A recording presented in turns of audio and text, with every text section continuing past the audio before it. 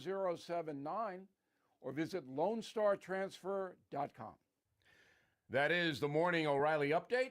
More analysis later on. This hour, the Vic Porcelli Show, brought to you by Connor Roofing. You can count on Connor for all your roofing needs. Visit ConnorRoofing.com. That's CONNER Roofing.com. Vic Porcelli. Come on, you're Italian. You understand. Every day is a busy day all of a sudden. You talking to me? You talking to me? Tough and smart, and I love Italian, so, he's definitely Italian. At least I have this show to come and talk about it and let some stuff up. What kind of a show are you guys putting on here today? The Vic Porcelli Show. Good morning, freedom fighters! Kenny Williams! Good morning, Vic, and Happy New Year, my friend. I'm so glad you're back. Certainly missed you, man. All right, so a Rock'em Sock'em show today. More Rock'em Sock'em than I thought it was going to be, because I was going to Rock'em Sock'em it a little bit without the Maduro news, without the Tim Walz news. Yeah. And now that just puts the icing on the cake. So Rob Bluey coming up in a second. He is the president and executive editor of the Daily Signal. That's crap at 9:25. Terris Todd on why black Americans should demand answers and accountability for the fraud taking place in Minnesota Somali communities. I'm sure the black community is like, hey, what about us, right? Yeah. Karen Kataline, who I'm mad at, because she came and did a great show last week. I asked, nope, don't be better than me is all I asked. She broke the rule, so we'll have to give her a little trouble on that. At 11 o'clock, Tim Walz is scheduled to do a press conference that he's not going to run for another term as Minnesota governor. That's great news for Minnesota. Right. But to me, I don't want to hear anything. I mean, we'll play it for you live when it happens, but I can't imagine what he's going to say. Yeah. Besides, I'm an idiot. That's all he can say. I'm an idiot, so I'm stepping down. Right. Right? No, he'll find something, I'm sure. We want to welcome another partner to the show. Mike Baue from Snooze Mattress Factory will be in. Doug Blair, Chatbox Ken, who is doing the Pledge of Allegiance today. So, Vic, I wanted to ring in the new year with my daughter. Oh, which one? Abby. Go ahead, Abby. Abby-doo. Hi, this is Abby Williams, Ken Williams' daughter, We got and it. I go to Missouri S&T. I pledge allegiance to the flag of the United States of America and to the republic for which it stands, one nation, under God, indivisible, with liberty and justice for all. All right, Maduro, of course, is the big news today, and we will talk about that. And we'll not only talk about the great job that our American military did, President Trump did, keeping it from the Congress was the best thing he could have done. Yep. And I'm done with it. I'm sick of people like Chuck Schumer saying, President Trump's not doing anything about Maduro. Right. Why isn't anybody doing anything about Maduro? Biden himself says, oh, Trump says he's going to take care of Maduro, but I'll be the one that does that. Yeah, actually, Chuck Schumer mocked President Trump last time for not doing anything, but I think we got the audio for that. We're gonna have to use the Wayback Machine and stay back in that time For a little bit, right? yeah, For yeah. a little bit. All right, let's go to Bluey. Bluey! Good morning, Rob Bluey. It's a beautiful day in Washington, D.C. It's a busy Monday after a busy weekend. I'll tell you, this president never slows down, does he? From the Heritage Foundation, of course, and president and executive editor of the Daily Signal. There is going to be no shortage of news today, Rob. Good morning and Happy New Year, Rob Bluey. Good morning, Vic. It's a great day. Happy New Year to you. In your little intro there, you say, well, this president never slows down, right? It's a Monday, but there's something going on. It couldn't be a better example of that than what happened in the last couple of nights. Yeah, maybe I should say he never sleeps. Just remarkable, somebody who has his stamina at that age to be able to pull this off in the middle of the night. And obviously we all saw the photos, the iconic photos that will go down in history. Yeah, it's a shocker. I mean, it didn't necessarily come as a huge surprise given what's materialized over the past couple of months. It's not that Maduro didn't have an opportunity to make a diplomatic exit or negotiate some sort of way that didn't require a use of force, but he chose not to. He chose to go this path, and so they decided to execute a law and order mission to hold him accountable. This goes back now 6 years, almost 6 years, with the indictment that President Trump had during his first term for the narco trafficking that Maduro was and his associates were doing. Clearly a threat to the United States and the safety of the people who live here. And now we will see if he's held accountable and as this goes through the justice system. But a lot of questions as to what the future holds for Venezuela. There's no doubt about that. Well, now's their chance to be the rich country that they were before Maduro showed up. Thank you for bringing that up, Vic, because this is the country with the largest amount of oil reserves and just a tremendous opportunity, as you indicate, to really put it back on the path to prosperity.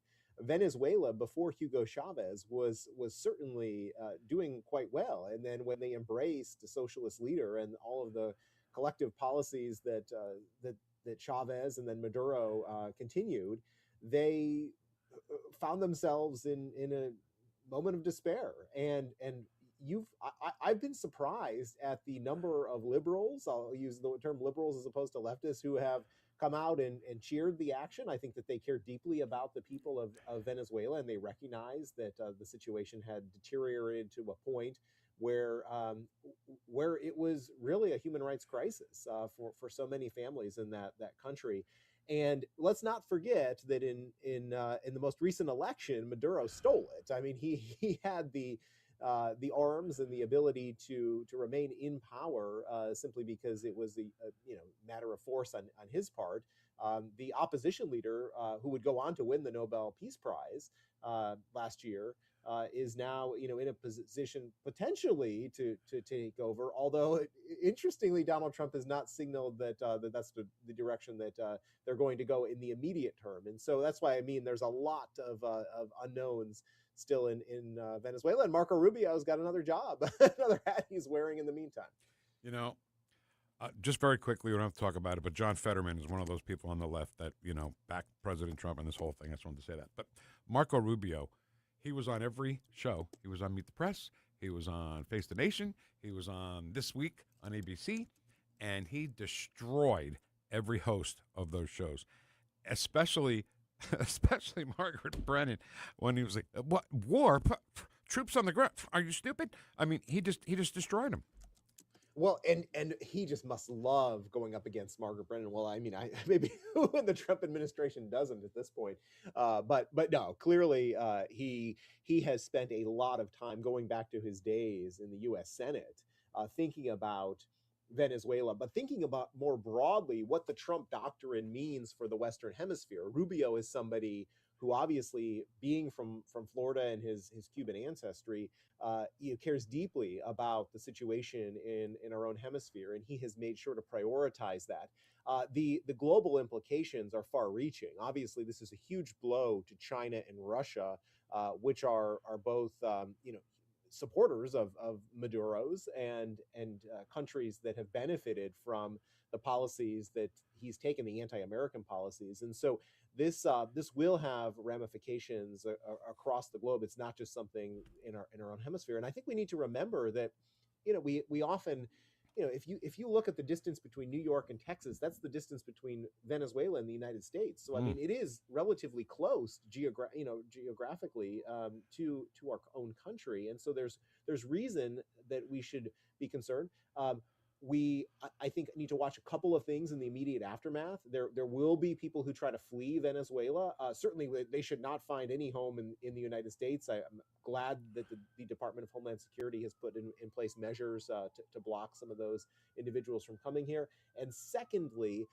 I think that as we've talked about already a little bit with the implications in the energy market, and you referred to the vast wealth that the Venezuelans could experience, and also I think bodes well for Americans who hopefully could continue to see a drop in energy prices, because you won't have other bad actors in the world market trying to drive up those prices, and we know that could have big political implications here in the United States for President Trump. And Rob, the left-wing media, they were sure to jump on, Trump's saying that he's in control of Venezuela now. He's going to take over Venezuela.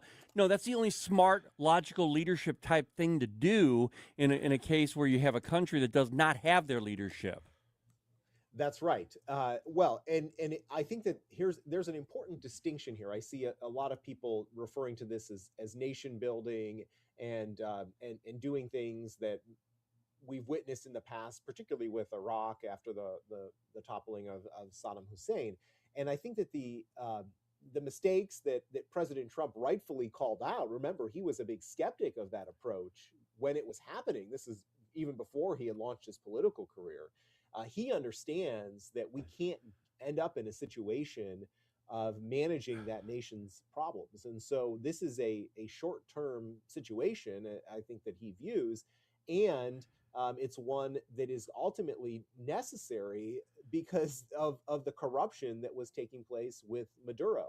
Now, the vice president, Delcy Rodriguez there, who is a Maduro confidant and has criticized the United States for its role, seems to be taking a slightly different tune after maybe having some tense words with Rubio or seeing some of Trump's messaging herself, recognizing that it's better to play ball with the United States, as Maduro should have done, as opposed to being there in opposition to us. And don't taunt. Come at me, bro. Right, right? Well, exactly. Maduro's like, he come did. on, come at me, bro. All right, so I think the left, too, along with what Kenny said, which was 100% accurate, they also play their cards face up all the time, okay?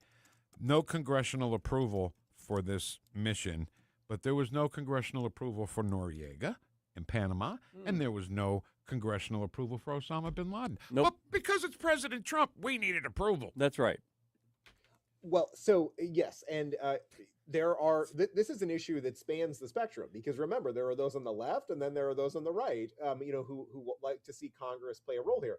And Vic, you know me well enough that I oftentimes refer to the dereliction of duty by our members of Congress to step in, and there are appropriate times. I do think Congress should be having this debate. I've been saying for weeks now, going back to the boat strikes, why isn't Congress doing more and having conversations about this? You're right, in this particular instance, and even Senator Mike Lee came out after expressing some skepticism at first to recognize that this was an Article 2, the president had Article 2 authority to carry out this particular mission because it was a law enforcement mission. It was the FBI was involved, and there were some domestic groups in the United States, agencies involved.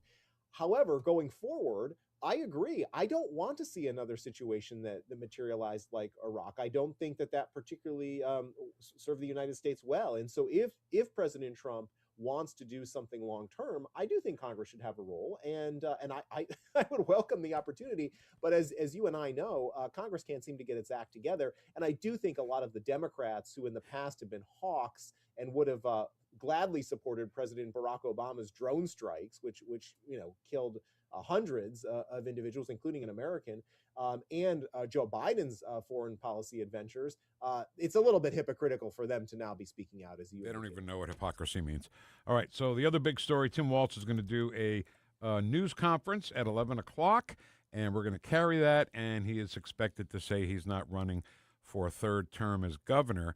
But I think if he really wanted to be honest, he would say, look, I let all this fraud happen, so I want to get the hell out of here. Right. Yeah, I mean, you credit Nick Shirley and all the others who have who've done so much to expose the corruption under Tim Walz's watch. I just don't truly understand how he propelled to national fame from that. Remember, the thing that's so bizarre about the whole situation, or shall I say weird, since that's the term that he grasped onto, is that it was through a series of TV interviews that he did after President Trump selected J.D. Vance that nobody had heard of Tim Walz, and then apparently Kamala Harris was watching MSNBC and saw him on television and decided to go with him, and all of a sudden he became a household name.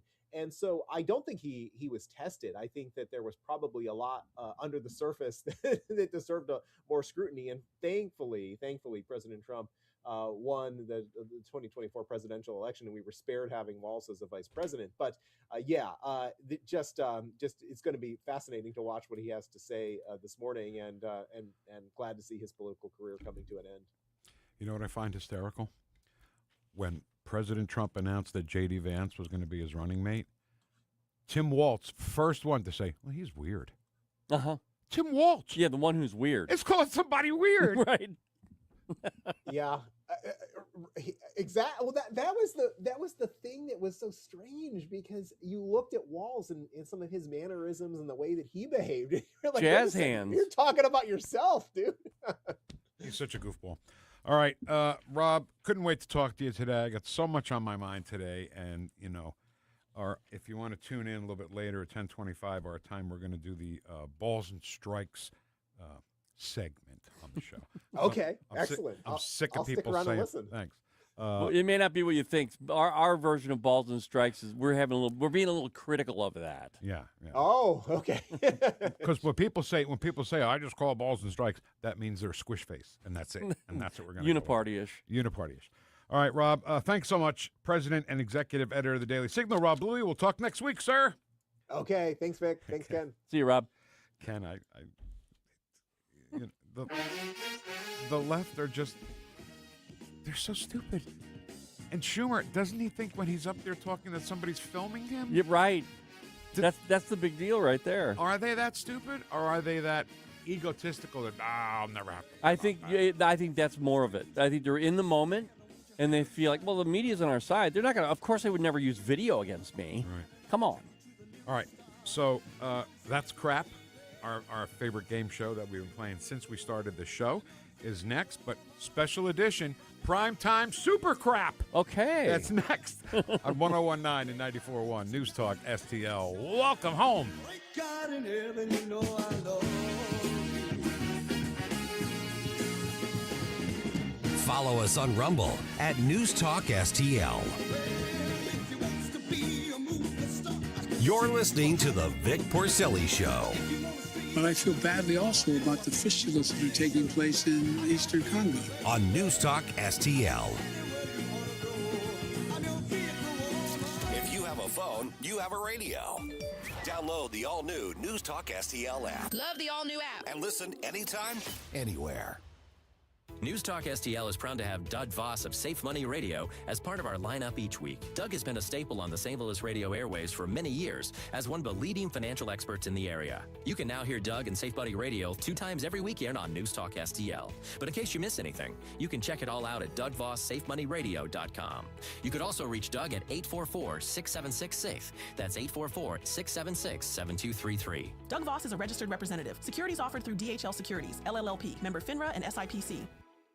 Hi, I'm Dr. Alan Link, owner of the Dental Link. You've heard ads about teeth in a day, but did you know that you will be chewing on plastic, acrylic teeth? Here at the Dental Link, we can give you porcelain crown and bridge teeth utilizing mini dental implants that function much more like real teeth at about half the cost. Plus, mini dental implants are less invasive, less painful, and your recovery time is much shorter. Give us a call at 314-794-6464 or simply visit us today at thedentallink.com.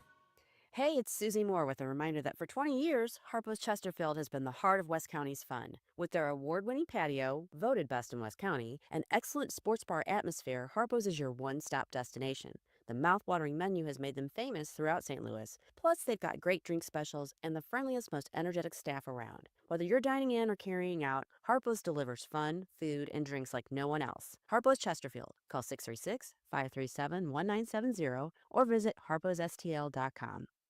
What happens next? Nicolas Maduro had multiple opportunities to avoid this. Happens right here. We will secure our borders. We will stop the terrorists. We will crash the cartels. 101.9 and 94.1 News Talk STL.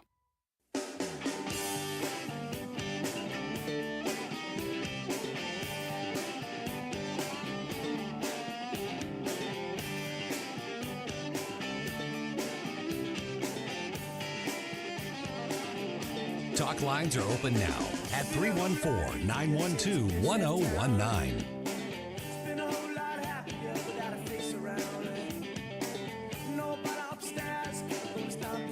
Vic and Ken. Oh, what's wrong with you? It's either this show or indigestion. I hope it's indigestion. Why? It'll get better in a little while. The Vic Porcelli Show on 101.9 and 94.1 News Talk STL. Hey, I know. What's that mean? Statler and Waldorf. So, classic first line of a song in the song Little Miss Can't Be Wrong. Yeah. Been a whole lot easier since the bitch left town. Right. Just opening line of the whole song. There you go. Love it. All right. This is a very special primetime edition of That Super Crap. Super Crap, right? Yeah. Welcome to That's Crap. It's the game where we find out if it's the truth or if that's crap.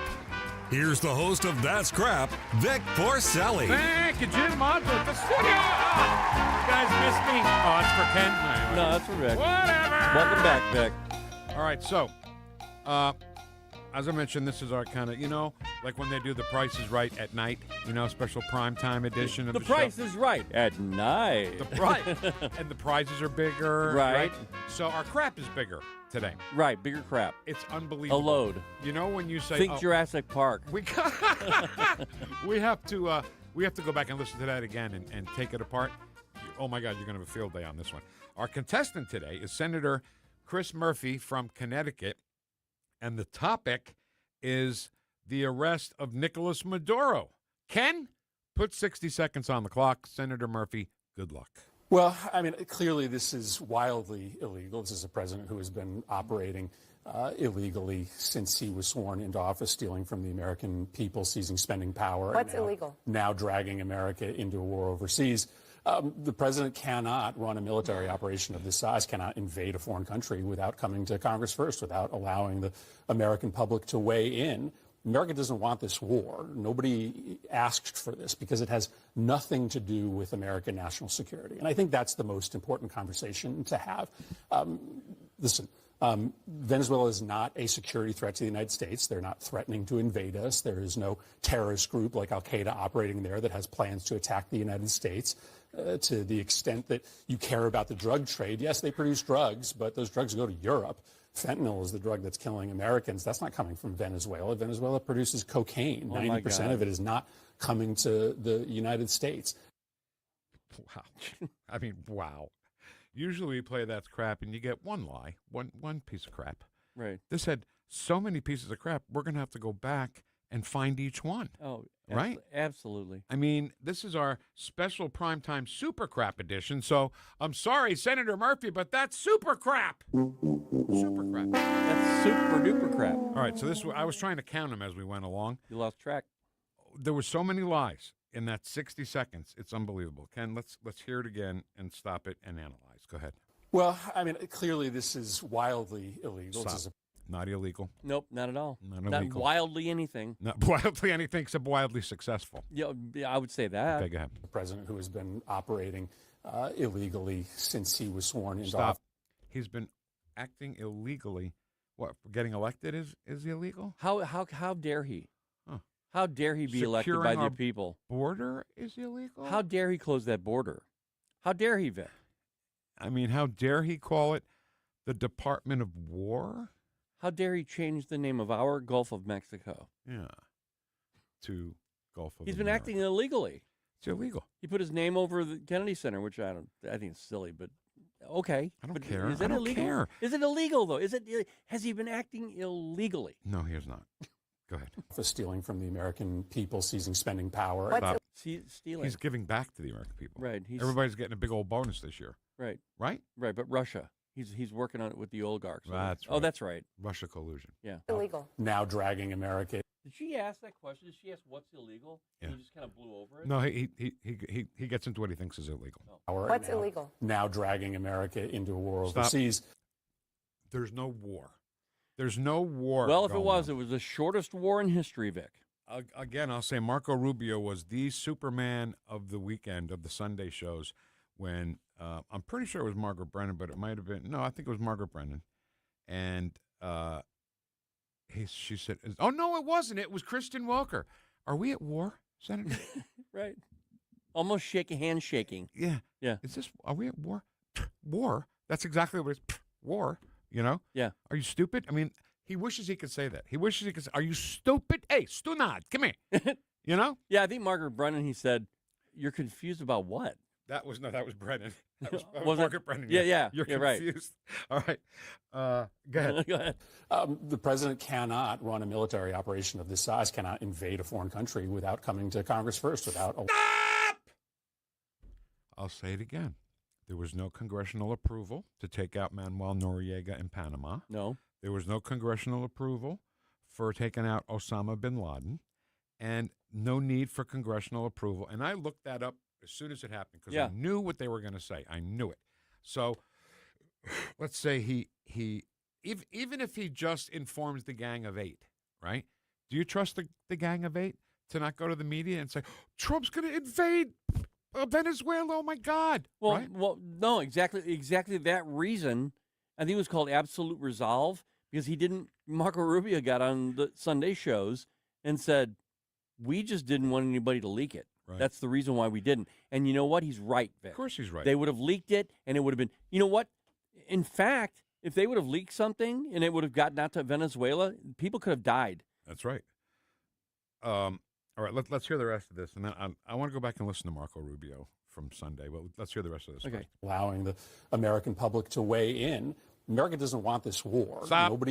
It's not a war. It's not a war. And by the way, America does want what they're giving him. They said, well, this action is nothing but not America first in any way, shape, or form.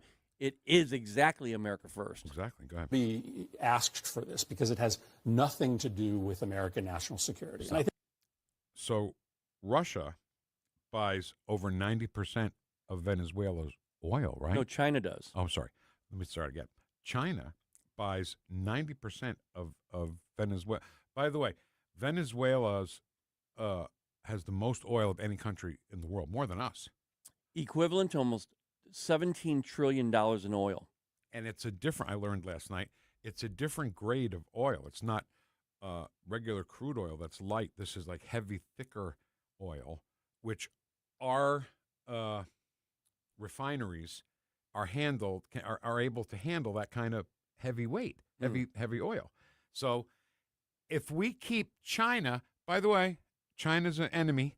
If we keep Russia, another enemy, and Iran, another enemy, from buying Venezuelan oil, that puts them in a very bad position. So it was definitely strategic and national security, absolutely. It's security for this nation. Yeah.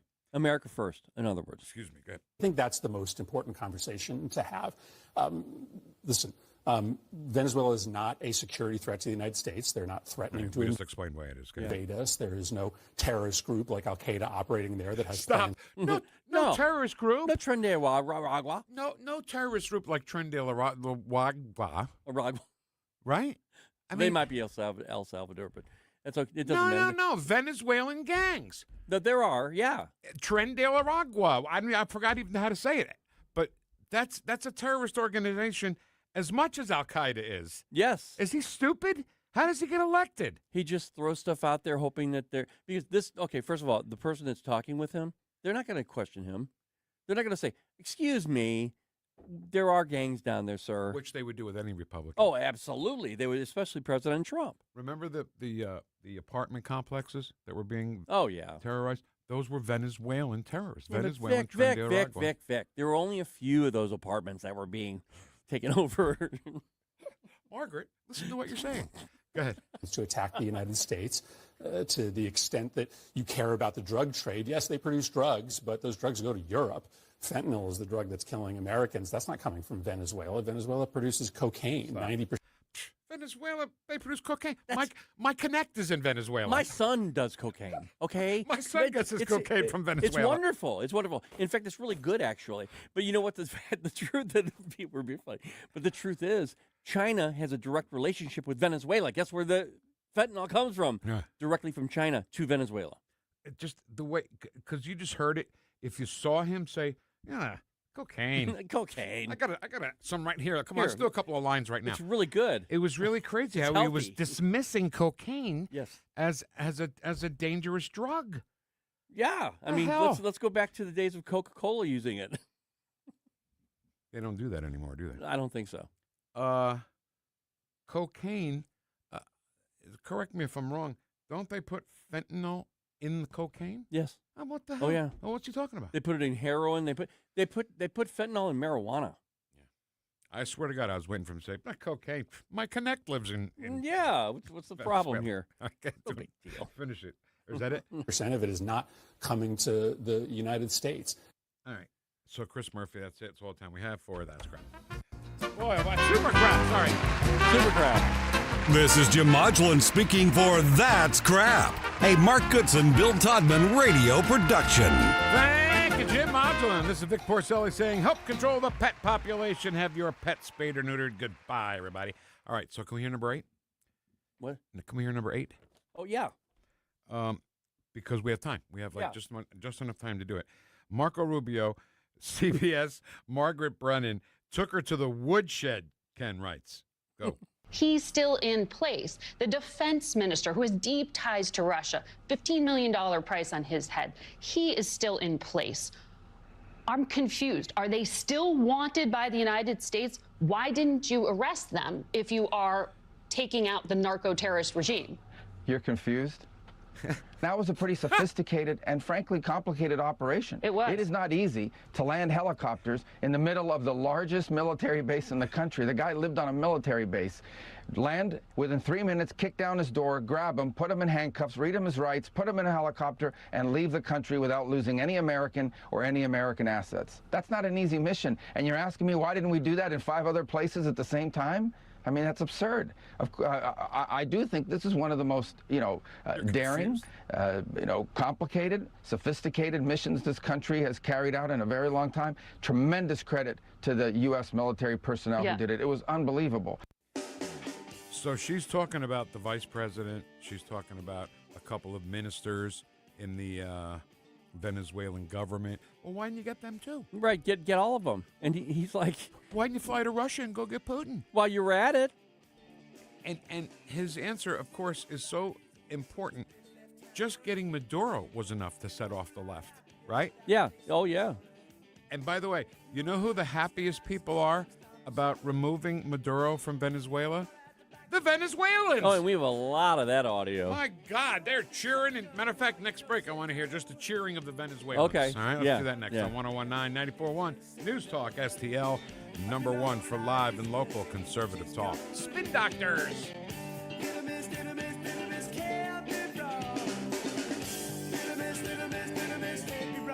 Like us on Facebook at News Talk STL. You're listening to the Vic Porcelli Show. Oh, the erection is storm, Capitol Hill Patriots. Made in St. Louis for St. Louis. It's News Talk STL. On the next, Larry Connor's USA. Today's story behind the story, the Memphis Belle. The courage of all those young men and those bombers. Larry Connor's USA. Now, weeknights 6 until 8. On News Talk STL. Ever feel like just a number in a waiting room? Hi, I'm Shannon Tribune, Director of Operations with Body of Health Direct Primary Care. Navigating the medical system can be a maze of stress. I'm your personal guide at Body of Health. I handle the messy parts of medical care, the logistics and complex coordination both in and outside our walls, so you and Dr. Tobler, that's my dad, can focus on what matters most, your health. At Body of Health, you're not just a patient, you're part of the family, because that's healthcare the way it ought to be. To learn more, schedule a discovery call at bodyofhealth.com. Do you own a timeshare? Well, face the facts. You made a mistake. You made a bad purchase. A timeshare is not an investment. It's a money pit that continues forever. If you use your timeshare, that's great. But if you don't, and you want to legally get out of your contract, call my friends right now at the Timeshare Exit Hotline. They're an experienced team of lawyers who help good people like you get out of a timeshare contract that they just don't want. Don't throw away your money on maintenance fees. Use it for things you really want. We can help you end your timeshare contract and stop the money drain immediately. If you're ready to move on with your timeshare, call our team right now. Cancel your timeshare now with this free call. 800-524-1641. 800-524-1641. 800-524-1641. That's 800-524-1641. This hour, the Vic Porcelli Show, brought to you by Connor Roofing. You can count on Connor for all your roofing needs. Visit ConnorRoofing.com. That's CONNER Roofing.com.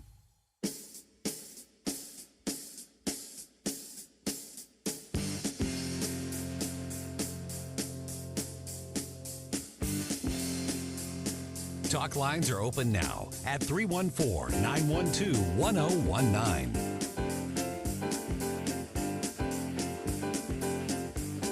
The Vic Porcelli Show.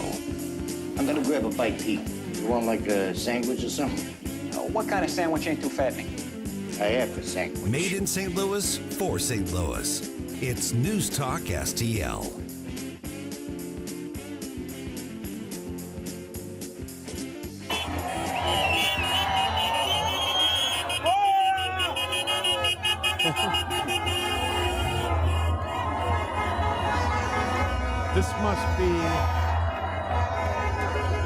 This must be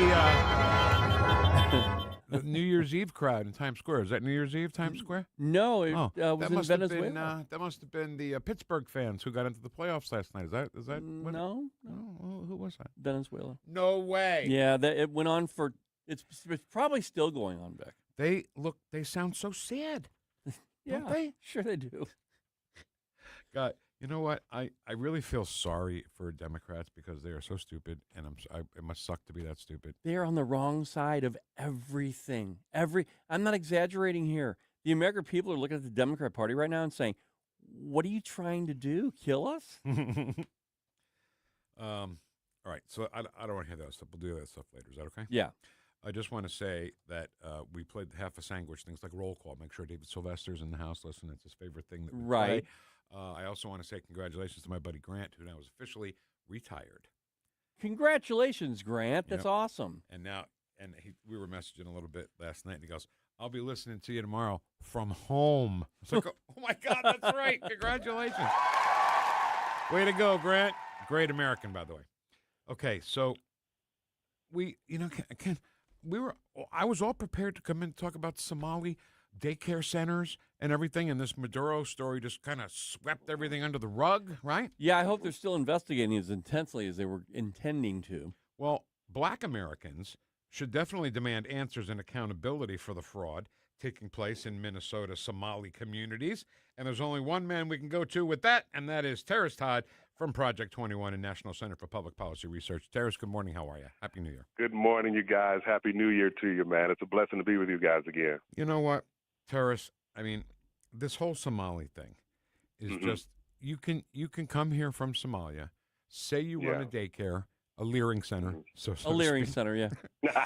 I'm getting that jacket, by the way, or that shirt. I want a hoodie, too. Yeah, the leering center. And all these Somalis are being taken care of.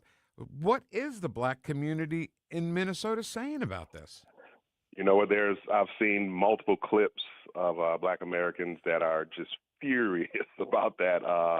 And it's very unfortunate because it's happening right under their nose. And the governor of the state of Minnesota seems to act kind of dumbfounded that all of this is happening. Actually, he had mentioned that they had been dealing and handling, fraud and stuff like that. It's like, wow, to what extent? Because this seems to be like a normal occurrence each and every day. I mean, you can show up and see the Leering Center has no children and they're leering. Yeah, so nobody's leering their children. So, but yeah, it's interesting. But there are black Americans there that are furious. A good friend of ours, also who's in the state of Minnesota by the name of Kendall Qualls, who's actually, I believe, running for governor there. He too is also really, really upset to see that this stuff is happening. And there's no doubt that I'm sure that obviously the Congresswoman cannot possibly say that she was totally unaware of what was going on because that's part of her community, right? And so anyway, there are people there that are very furious about that because this is all happening right under their nose in plain sight. And some people still want to gaslight them to make them believe that everything is kosher. So anyway, but that's a good thing that they're speaking out and doing something about it. Well, regarding Ilhan Omar, she actually benefited with her candidacy by getting money from a restaurant owner who has now been indicted. He's in jail, actually. He was charged, convicted of this whole welfare scheme, and she benefited directly from him. Yeah, I saw that, and also. It's interesting because even on social media, there were some Somalis, especially the younger generation. There was one young lady that went on took to social media and was basically trying to say that black Americans are just jealous of them because they have come here.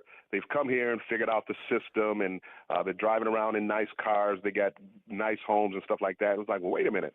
But what is there to be jealous about? You guys came here. You fled your country. You came here to ours that our ancestors helped to build.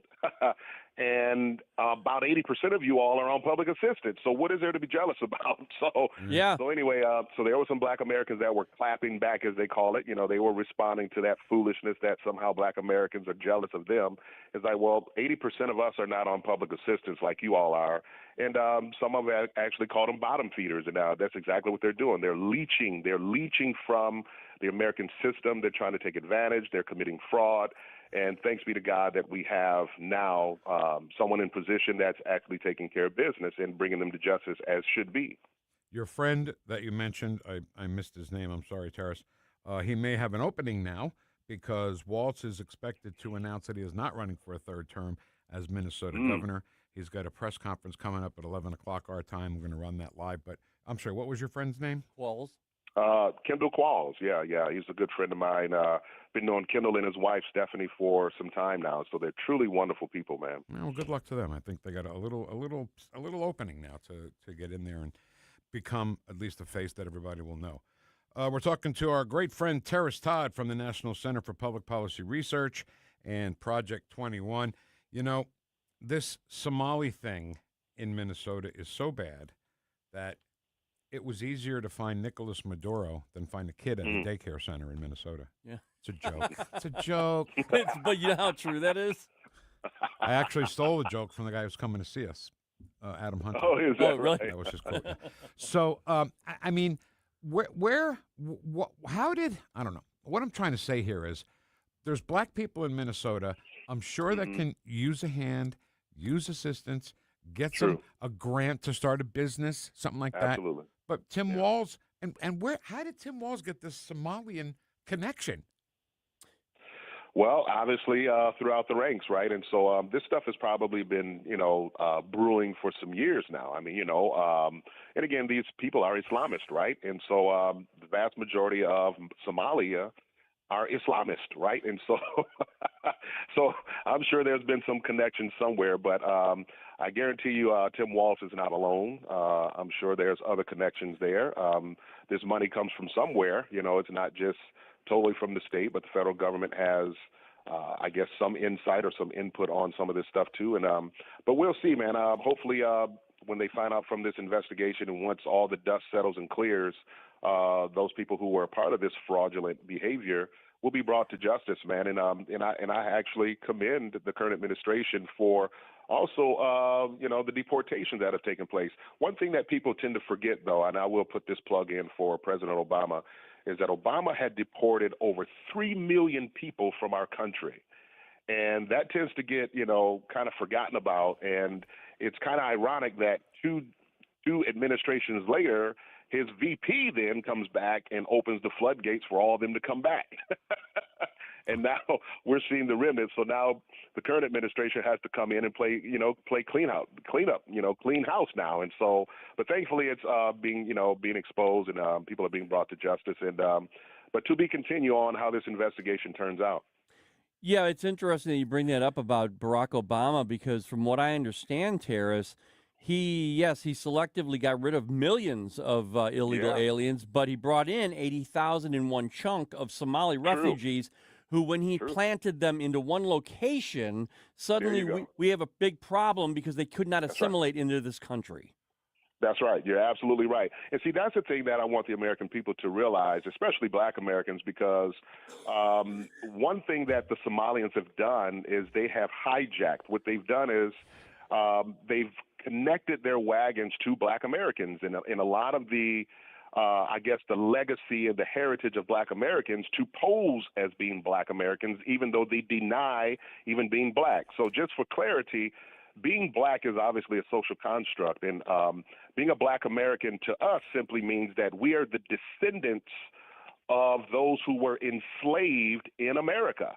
And so those who are true Black Americans, they are national-born or native-born Americans that have been here from the beginning of this nation. And so that's who true Black America is. It's not necessarily a skin color or whatever, but even though they can pose as that because they're brown-skinned, but Somalis do not identify themselves as being Black Americans. And they, matter of fact, they don't even want to live amongst Black Americans. They tell their people not to even marry. Don't you dare date a Black American. And that's,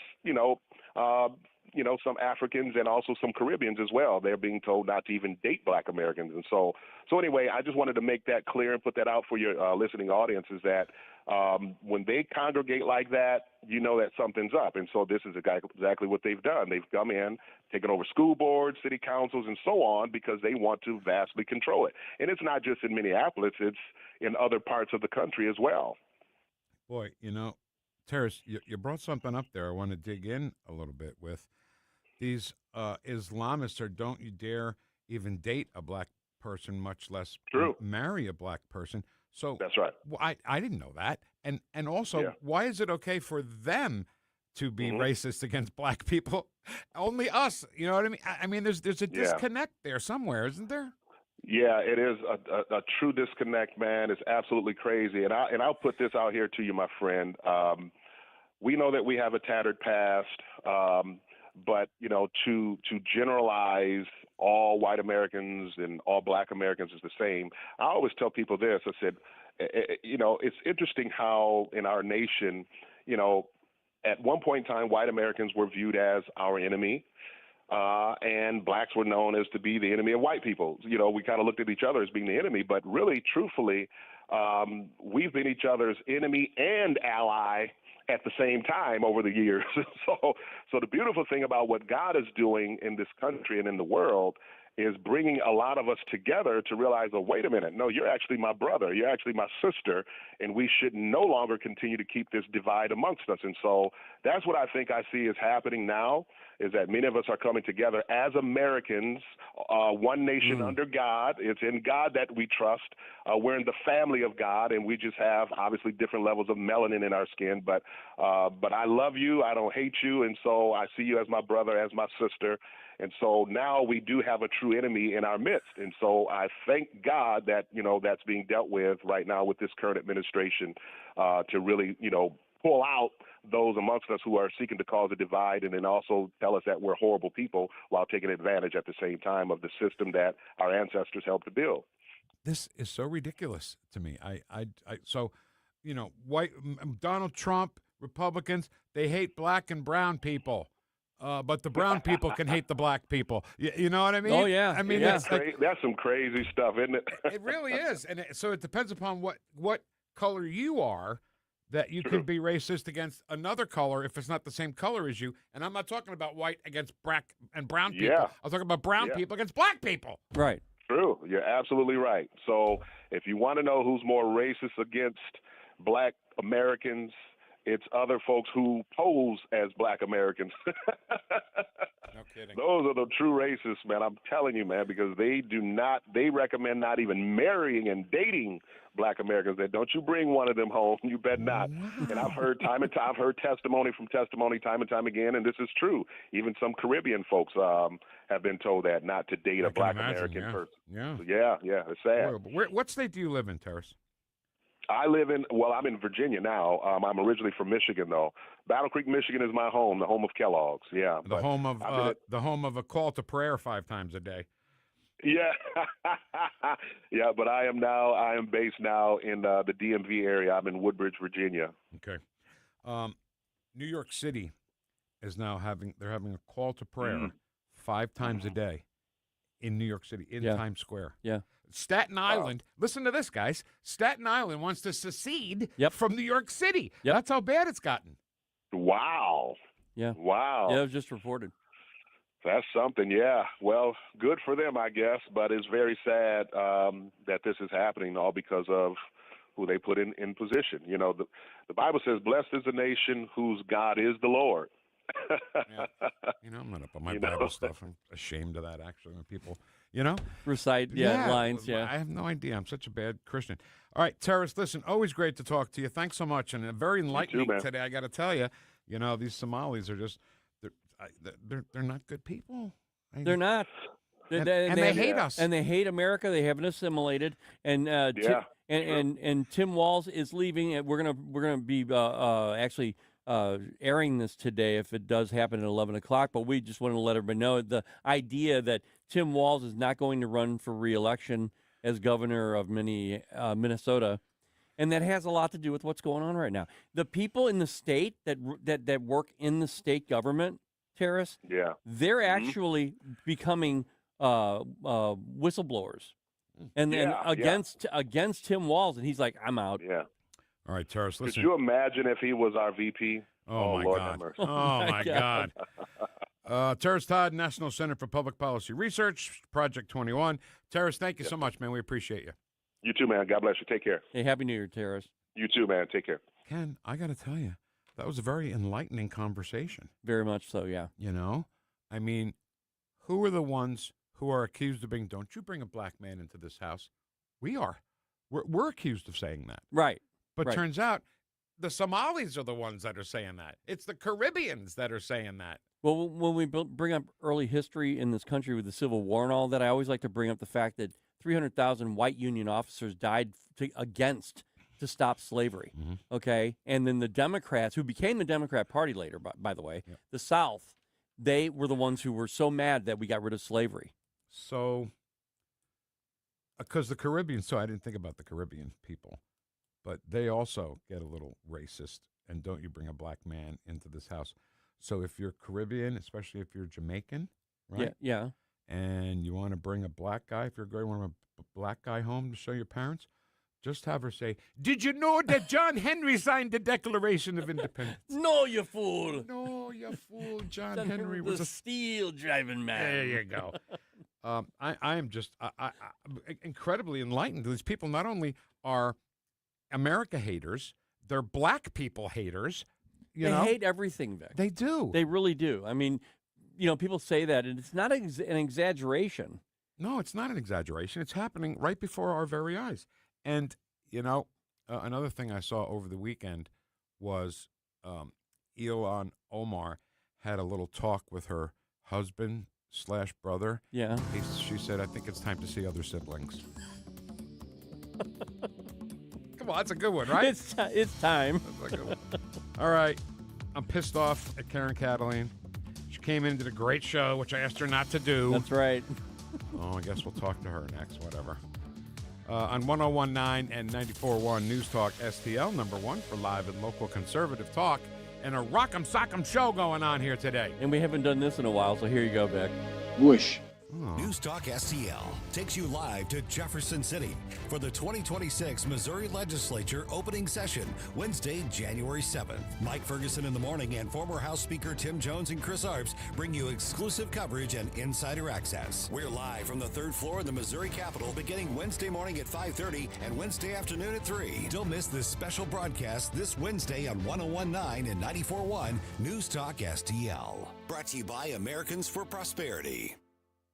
Tim Jones and Chris Arps in the afternoon. Speaking to David Stokes, Director of Municipal Policy at the Show Me Institute, tell Chris and I about Waymo, these robo-taxis. That is pretty obvious, that these cars are much safer than human-driven cars. And much like I like horses, I like humans. Dave, my God, man, they're killing cats. I'm not an expert, but I do believe in the history of America that probably some human driving a car has also run over a cat. Tim Jones and Chris Arps, weekdays at 4 on News Talk STL. Do you owe the IRS $10,000 or more in back taxes? Are you being audited or investigated? Has the IRS sent you a letter demanding payment? You may not owe what they claim. Make this free call to the tax doctor now. Let them negotiate with the IRS on your behalf. 800-240-4586.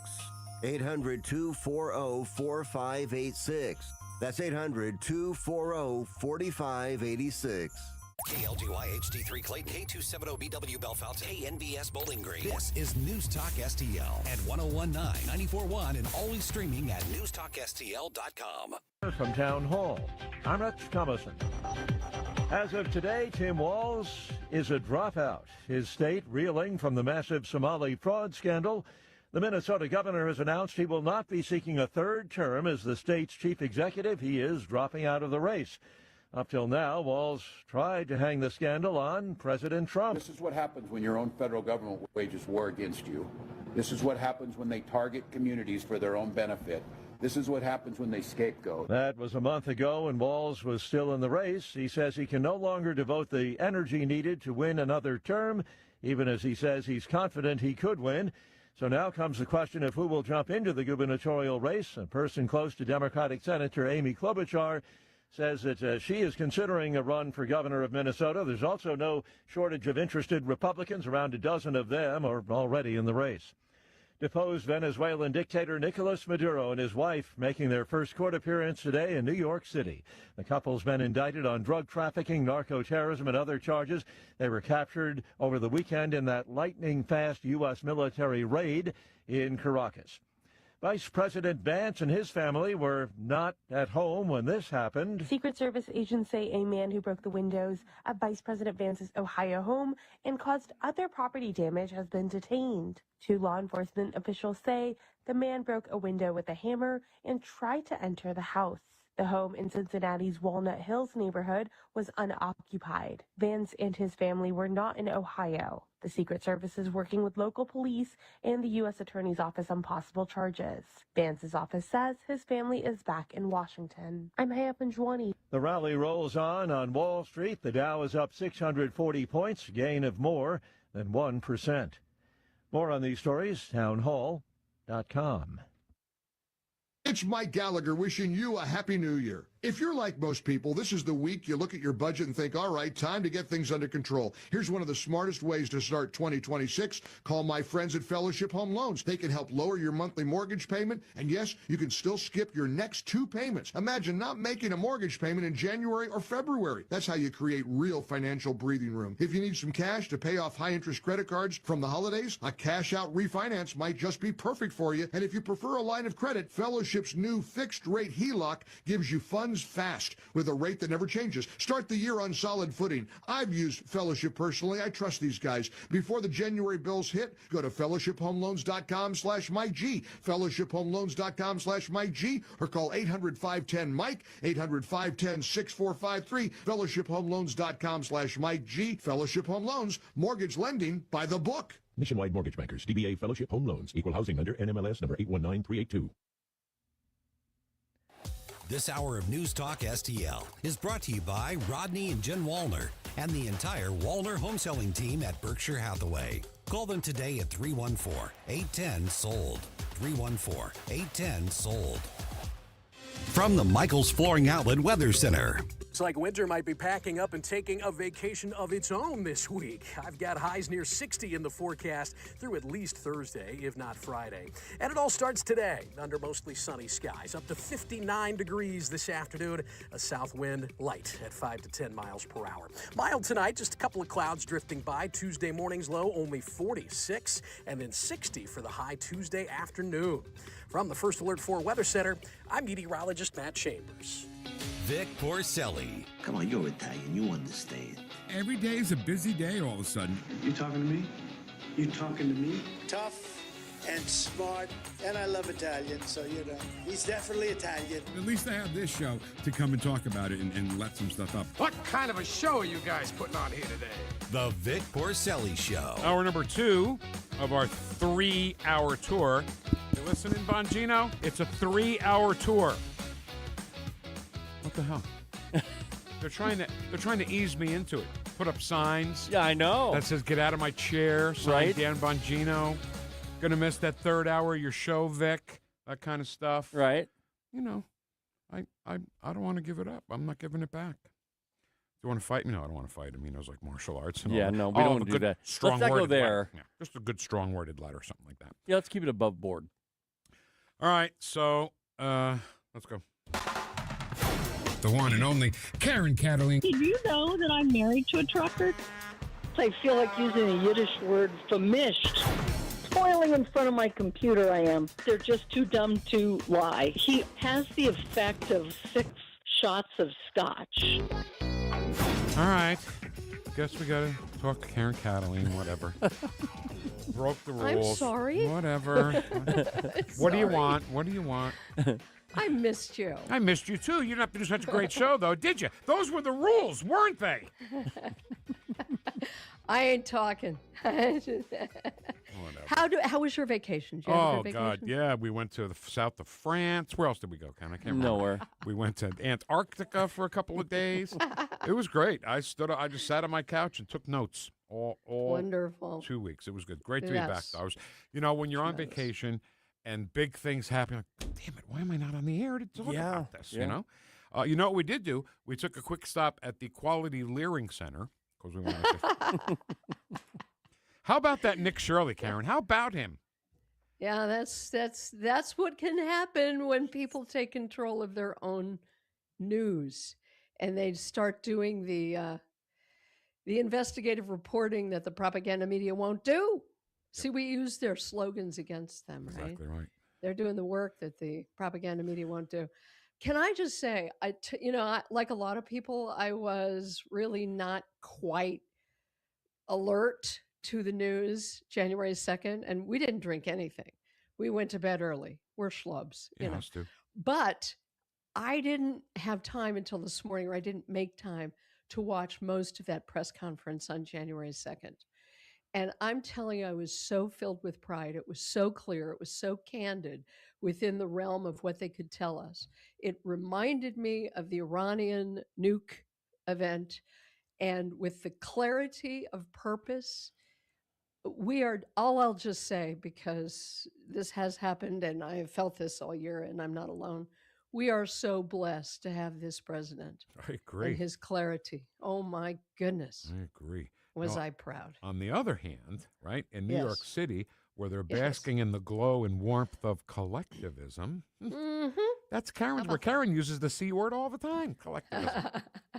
Yes, I do. You're the first person I thought of when he said that. And he's so ignorant. I'm glad that he's not covering it up. The thing that I wanted to remember to say, which I found on a Twitter post, and of course, I'm pretty sure it's true. I found it, is that in Muslim countries, I'm pushing ahead to these own mass exclamations of prayer in the middle of public places in New York City, including Times Square, in which every non-Muslim has been enculturated and bullied into believing that if they say anything, they're being Islamophobic, which is preposterous. Well, isn't it interesting that I read that in Muslim countries Islam is already a religious and a political system ensconced in the country, it is considered impolite to pray publicly like that. The only time they do it, like they've done it and have started to do it in places in America like Dearborn and New York City, is when they are staging a conquest. Mm-hmm. Somebody call in or write me and prove me wrong. Tell me where I'm wrong, because that is for our benefit, not for theirs. And I will also say, because you give me so much leeway, you wonderful man, is that I posted this. It was just the first time I heard it, and I've pinned it. Picture, if you will, a communist dictator facing federal charges in New York City, home of the new communist mayor. You cannot make this stuff up. Where's the popcorn?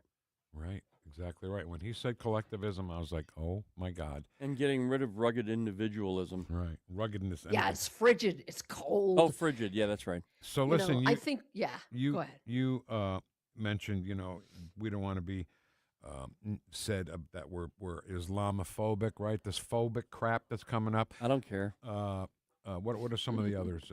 Xenophobic, right? Yeah. How come nobody has accused anybody else of being Trumpophobic? I think we should get that word into the vernacular. Oh, yeah. You know why? Trumpophobic. Because, we're never that conniving as they are. They put that stuff out, and they have people, zealots and zombies, who pick up the language as useful idiots. We don't have the same kind of useful idiots, but as a tactic, I think it's brilliant. I think what you're talking about is something I wish Republican so-called strategists, or those who can put that out and have it fly, would take on, because they are the exact opposite of everything they tell us we're supposed to be, which is something else that I wrote about how they organize themselves by promoting victim ideology, and then they demand tribal loyalty. You're not allowed to criticize one another, and all of that. I mean, we've watched it again and again, and then they say that they demand blind obedience to this collectivism, because that's what it is. Yeah. But to us, they are hell-bent, and have been all along simultaneously, of doing the opposite with their enemies. They promote suspicion, division, petty bigotry, so that we will be divided at each other's throats. They have a masterful understanding of collective psychology that we don't, because we have what we hope is a masterful understanding of the moral imperative of individual freedom. I know that's a lot of big words, but we believe there's a moral imperative for individual freedom.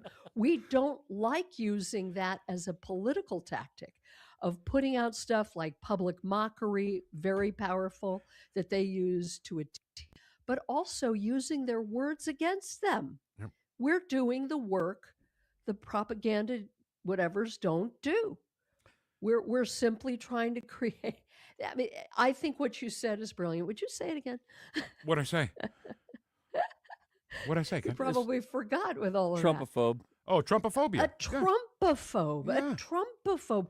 How perfect in one word. Thank you. A little better than John Samarick, huh? Well, it's TDS, but it is TDS, but it's another version. It's Trumpophobe. But they don't get to say all this stuff about us. That's right. No, division. You want to hear division in this country? President Trump got elected and changed the Department of Defense to the Department of War. The Secretary of War, not the Secretary of Defense. When they talk about it on NBC, they still call it the Department of Defense. They still call it the Gulf of Mexico. And when they were talking about Nick Shirley and his journalism, I think he did journalism, they called him, you ready?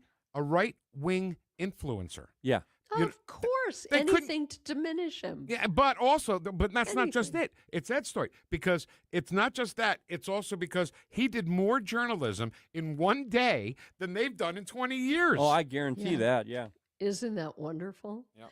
There was another one that I only just wrote yes to, that I thought there's so much happened over the weekend and over in the holiday, over the period of the holiday. Somebody wrote the flags. First there were the Ukrainian flags, and then the Palestinian flags, and then the Mexican flags, and then the Hamas flags, and a few more, and now the Venezuelan flags. He asked, is there any group that they will support in favor of America instead of favor of America's enemies? And all I wrote is yes, no, there isn't. Yeah. There's not. It's a knee-jerk reaction. It's not just a knee-jerk reaction. It is planned. There is a growing and powerful communist entity in this country that's ready with that kind of stuff. Yeah. And we just don't think of it because we think people organize grassroots. They don't. You're right. The communists don't do that. They don't leave protests to everyday useful idiots. It's funny you mention that, because some video has appeared, resurfaced from years ago. Do you know that, oh my God, from Wheel of Fortune, who turns the thing, Vanna White? Vanna White was discovered because she was a contestant on The Price is Right. And somebody liked her look, and then she's been turning letters for 40 years. Aaron Paul, who played Jesse Pinkman on Breaking Bad, was a contestant on The Price is Right. Was he really? Yes, he was. And he just missed. He got to the showcase, and he just missed. He just went over or something, and he's got his hands on his head. But I had no idea that long ago, AOC was also a contestant on The Price is Right. Listen. Hey, Johnny, tell us about the next item that old Alexandria What's-Her-Nuts here probably won't win. All right, Bob, we have a surprise for you today. It's the all-new Antifa and Black Lives Matter approved protester printing press made by Soros for all of your protest sign needs at home, or take it on the road with you. Whenever your whiny ass feels the need to protest, print up your protest sign instantly for all of your protest needs. Made by Soros. I bit. I thought you were serious. Of course, that's the setup, right? Come on, that's the setup. I love but it. It's What's her nuts? But it was what Karen was talking about protests that are supposed to look organic, and they're not. They're not, right. These professionally made signs, all ready to go. The buses ready to go. Well, did you see that? You're exactly right, Vic. In New York, they just had a big, huge parade against President Trump's invasion war in Venezuela, and they had all the signs pressed and everything. But that's the whole thing about the Alexandria. What's her nuts on The Price is Right? She won the printing press to do the signs and everything. Right. It was paid by a You know, yeah, forgive me, were you done? I'm sorry. I don't know. I never know. I don't know. I remember so clearly when Nancy Pelosi accused the Tea Party of being AstroTurf. And I thought, what? When the Democrats come up with these projection terms and let us know how they really think and try to impose it upon us, we have to backtrack and go, what, huh? What is that? I never heard of that before. Well, that's because they are masters of AstroTurf, and they were accusing it of us the same way Alinsky taught them to always accuse their opponents, their enemies, of what they do in order to deflect. And that's all it is AstroTurf. It's planned, and it's very powerful when we point that out. Yep. And I want to just invite you to listen to our next segment, because it's going to be all about people who say they just call balls and strikes. I am so sick. There are words I am so sick of and phrases I'm so sick of, and people that say, I just call balls and strikes. That means you're a squish face, and you don't have the balls to say that President Trump's doing a great job. And there's With regard to what, if you can tease that? They're calling balls and strikes in politics? What are they? They're middle of the road, can't decide what they stand for? Yes, some posing as conservative radio hosts. I've heard. Oh, they don't. I get it. They don't want to say, "Oh no, Trump, he shouldn't have done that," and narco-terrorism isn't a real word. And it's like, really? How are we supposed to? How are people who listen to that? And let me tell you, who started this crap was John Roberts in his hearings to be confirmed, his confirmation hearings, when he said, "Listen, I just call balls and strikes." Yeah. As soon as somebody says that, that means you're never going to get a good conservative thought out of anything that they say. Yeah. And look how long it took us to figure out that he may have been on the Lolita Express, and that's how he changed as much as he did. Once again, somebody proved me wrong. Okay. Yeah. There's this intellectual laziness that people who want to appear smart but are too lazy to check things out for themselves. So they say, well, I'm an independent. Yeah. I don't want to hear your independent crap. Are you an independent as it regards child sex trafficking, Hamas terrorism, going into people's homes and murdering them where they sleep? Yeah. Are you independent about that, or do you have an opinion? Right. Yeah. All right. So the final thing I want to talk about is actually all about truckers. Keep on trucking, baby. Hold on. We got to wait till he says that. Then we'll do the story, because I love Eddie Kendricks and the Temptations. And all right, real loud. Keep on trucking, baby. So your husband is a... There he is now. Was a trucker, and now he trains people. So trucking is part of your whole life. And Sandra D., great listener of ours, sent you a video of a guy driving a big rig, and he backs up, and there's a tea bag hanging from the back of his truck, and then there's a cup of hot water, and the truck goes up and down and dips the tea bag into the cup. But there's another part of that that's even more intense, is that it's two trailers. The first trailer he backs up goes past. You're right, Ken. Then the second trailer has the tea bag. And you said you're aware of this kind of thing. Oh, what was so cool is I wasn't aware at all. Oh. I had no clue.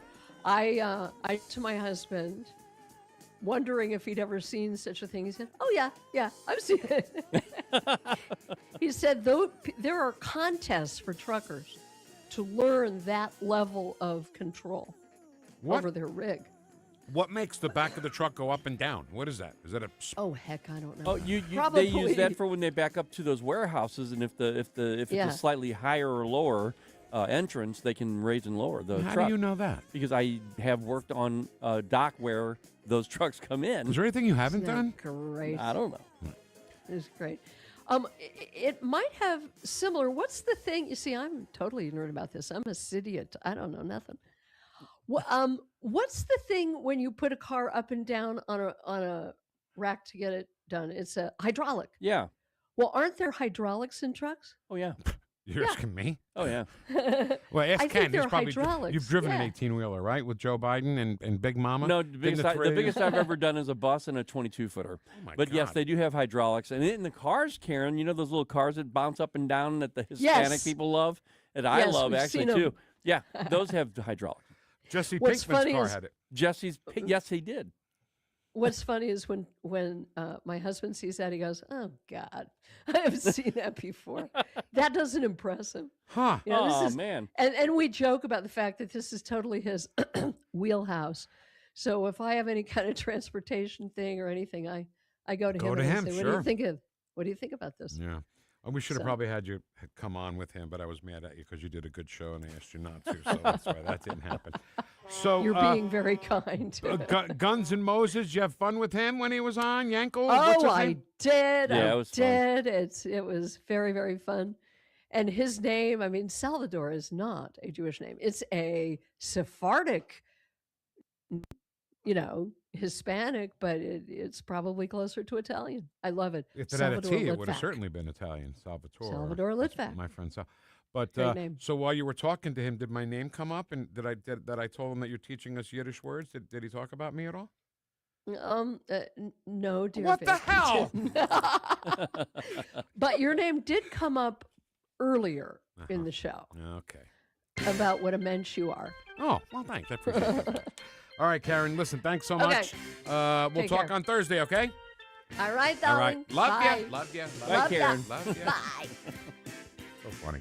When who we're talking about? Salvador Lidbag with a G, right? Litvak, and when I talked with him on the phone, someone else called him Sal, and I said, "Hey, Sal, how are you?" He was like, "Hey, what's going on?" Oh, cool. We talked to him, and I told him that Karen's teaching us Yiddish. Right. Vermischt, verblunget, verkackt. And he laughed. He on that. did. He goes, "Oh, verkackt is a great one," he goes.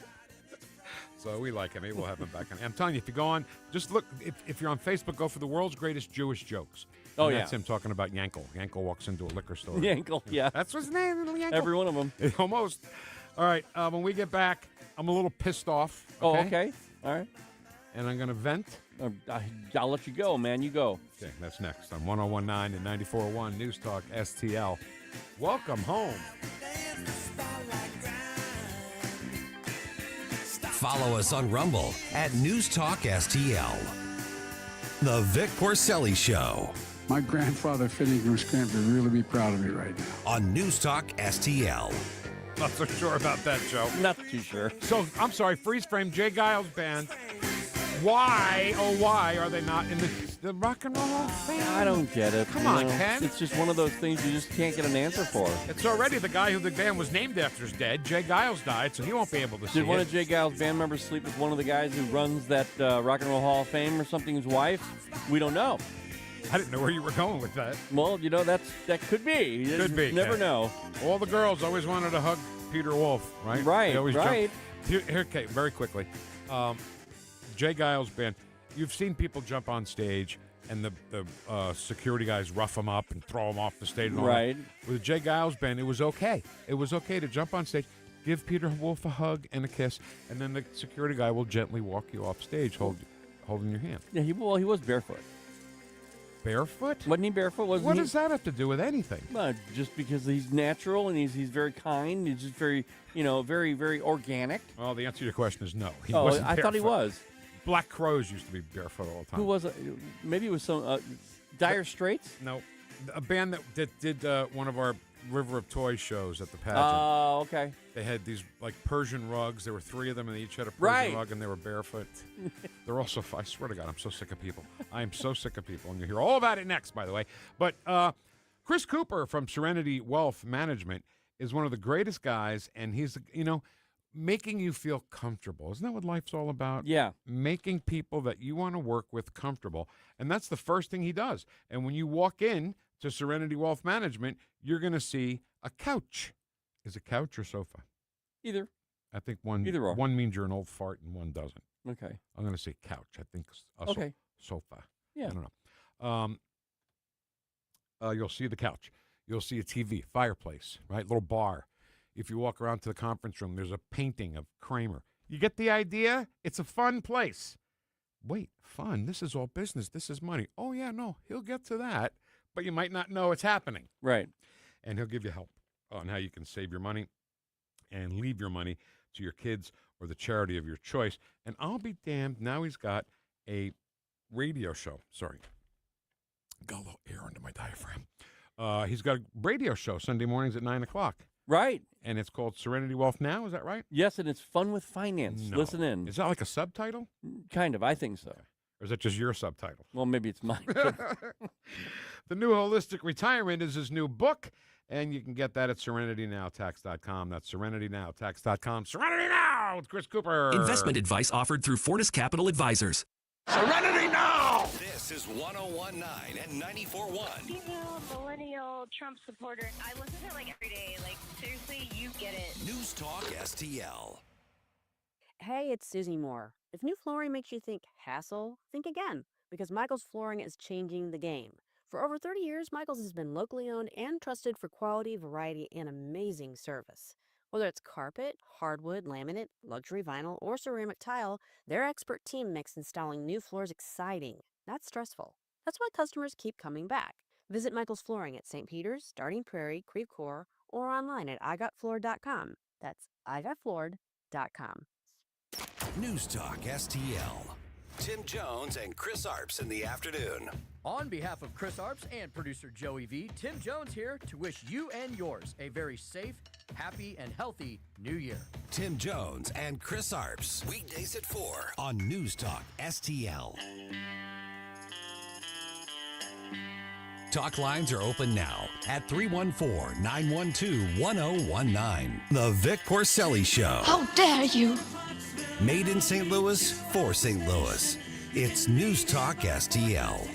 That was Greta Thunberg you played right there, wasn't it? I'm gonna just guess on two things about Greta Thunberg. One, I'll bet she doesn't shave her armpits. Okay. Do you know how much I hate that? Oh, yeah. God. And I bet she stinks. You think? A little bit? She stinks. I'm just taking a guess. I think she saw Shrek, and that's when she decided to cut her hair as Lord Farquaad. Yeah, can I get the Lord Farquaad cut? All right, so listen, busy day today. Nicolas Maduro and his wife will appear in court today. They'll be arraigned in a New York City courtroom. Okay, did you see any of the memes and cartoons about Maduro and Diddy being in the same cell? No. Because it's the same jail? I haven't seen that, So no. funny. They were captured in Venezuela, of course, Saturday after U.S. strikes in the country. It's not war. Congressional approval was not needed. So shut the hell up about it. Well, the other big thing, Vic, is that these people, these quote-unquote experts on social media, they go to immediately saying, well, this is not America first. He's just trying to start a war and build another country up. No, this is in our hemisphere.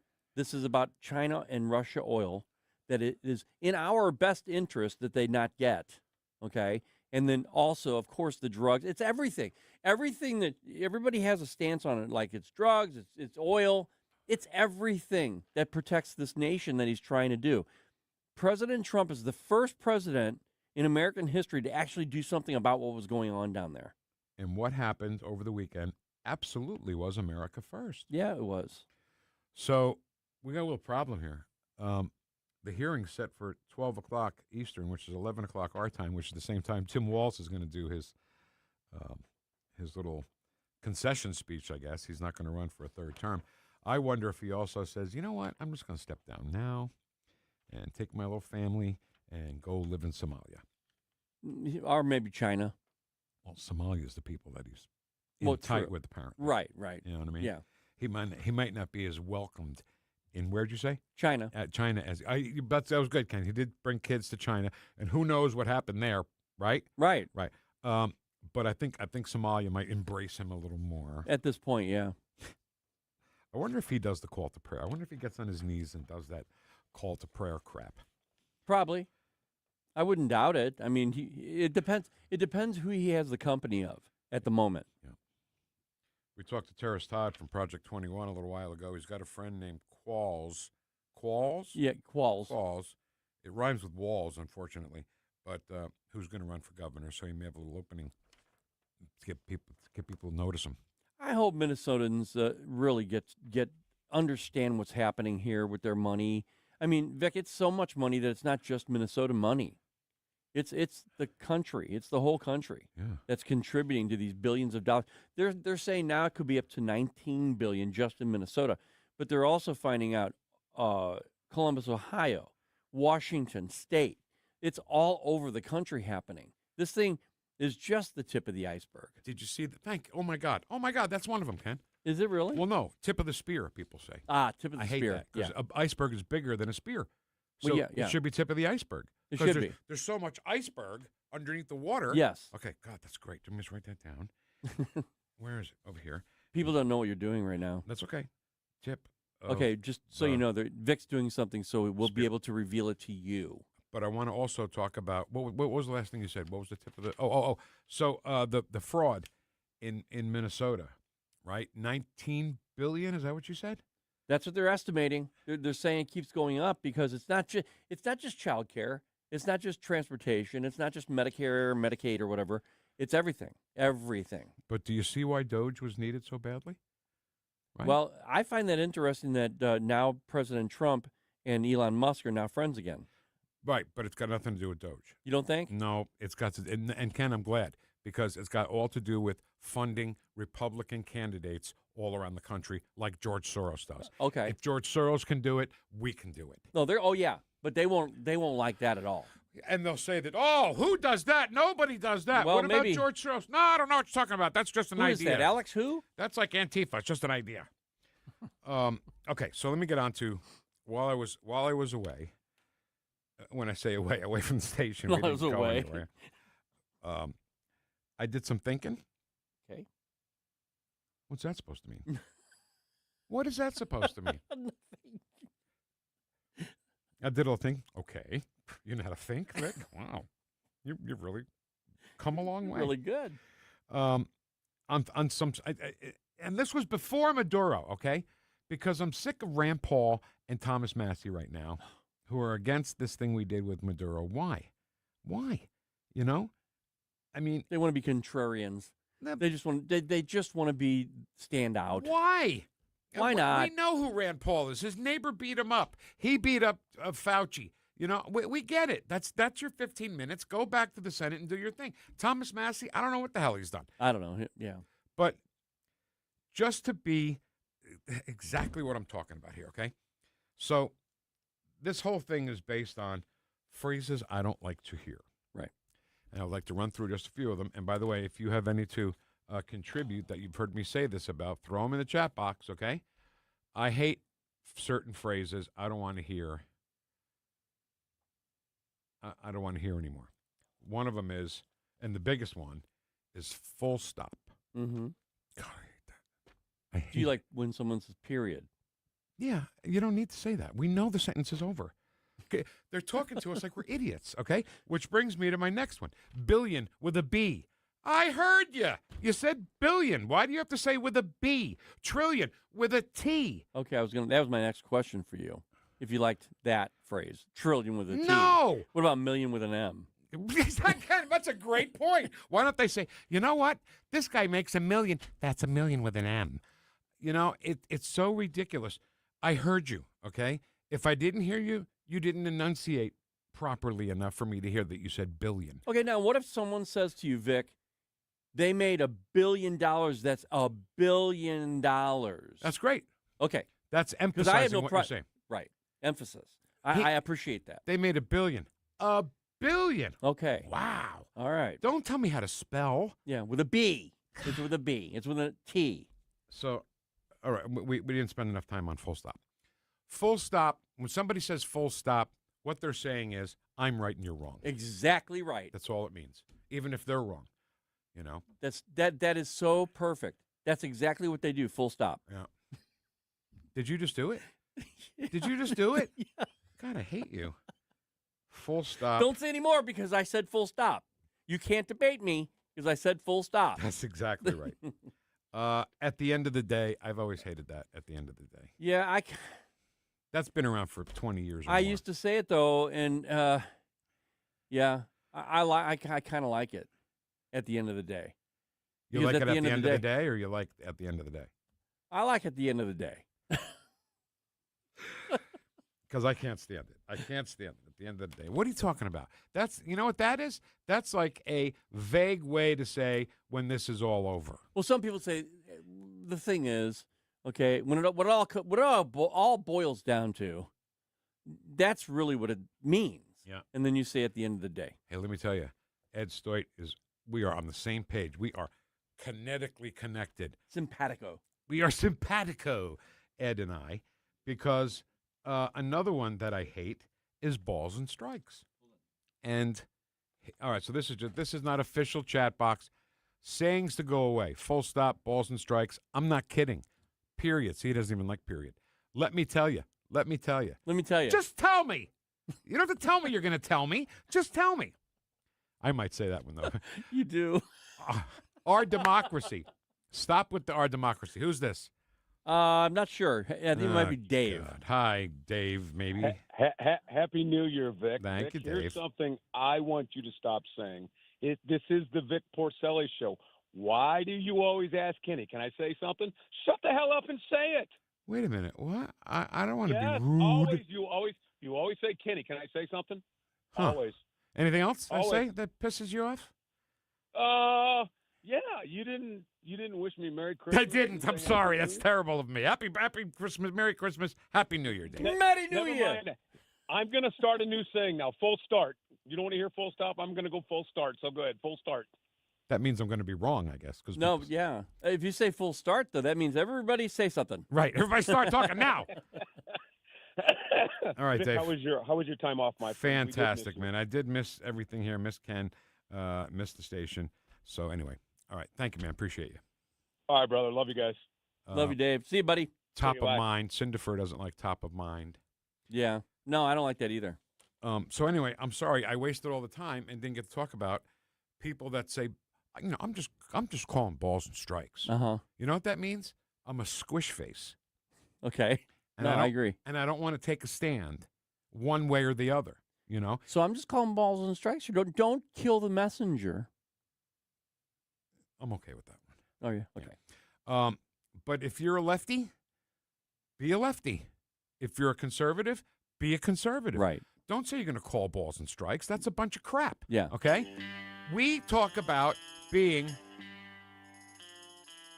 we talk about being conservative, supporting President Trump, and this whole thing with Maduro was a good thing for national security. Okay? Very good, yeah. And narco-terrorism is a thing. Oh, yeah. But it's a thing. You've heard people from around the world talk about it for decades. Can I just do a couple more that are coming in on the Oh, chat yeah. box? Oh, yeah.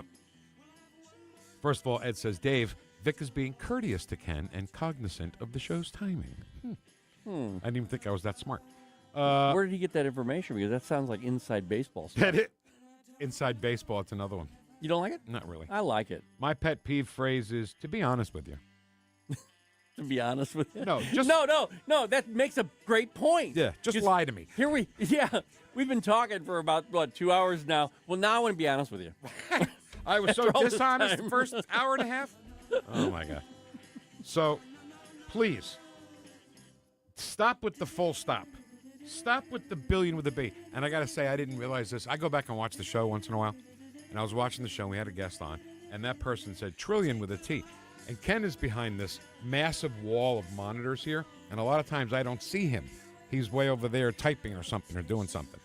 And he did it, and he looked around the monitors at me, and I missed it. I completely missed it. But you caught it.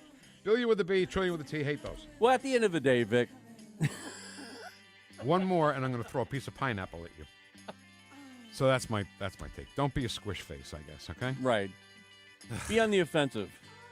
So, is the Wayback Machine, is it still in the shop? No, I got it out. It's ready to oiled go? and oiled? Updated. Oh yeah. Updated? Oh yeah. Perfect. All right, because we're going to use that next on 101.9 and 94.1. News Talk STL. Welcome home. Like us on Facebook at NewstalkSTL.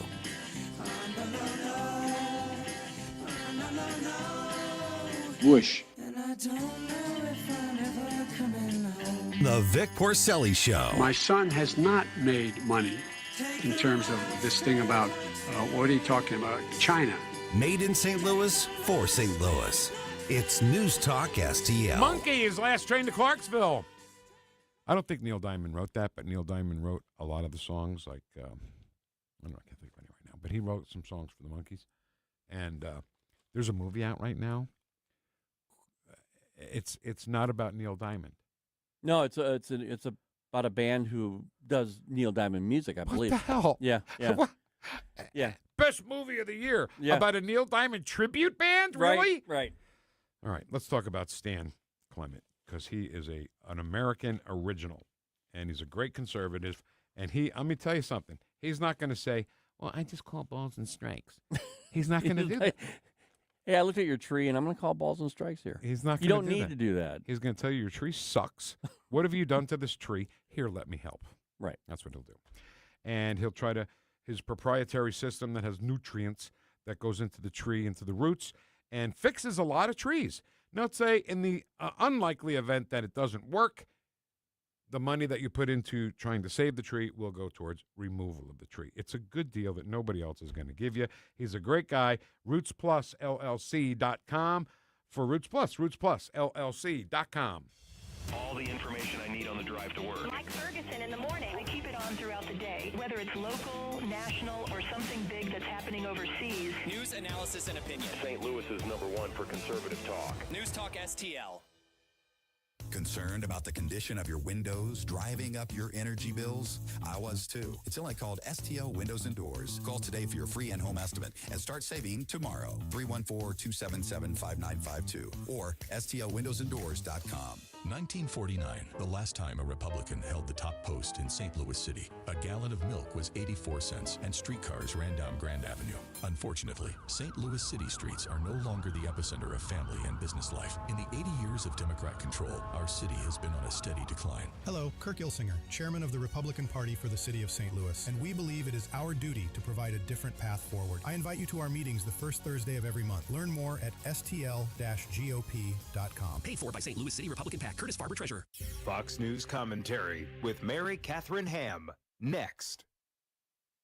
I'm alpine skier Michaela Schifrin. I've won the most World Cup ski races in history. But what does success mean to me? Success means discipline. It's teamwork. It's the drive and passion inside of us, and it's why Stifel is one of the fastest growing global wealth management firms in the country. If you're looking for success, surround yourself with the people who will get you there. If you're an advisor or investor, choose Stifel, where success meets success. Stifel Nicholas & Company Incorporated. Member SIPC and NYSE. Past performance is no indication of future results. Investing involves risk. Consult a financial advisor before making any investment decisions.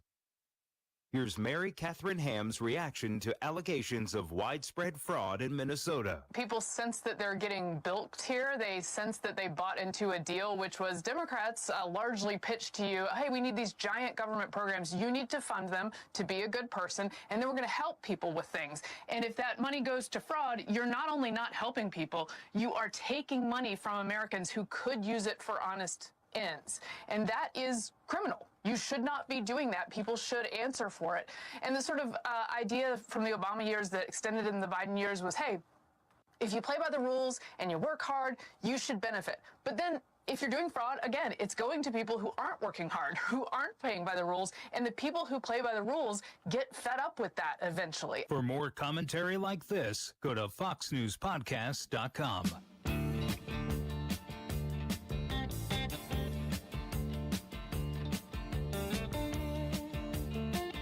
Talk lines are open now at 314-912-1019.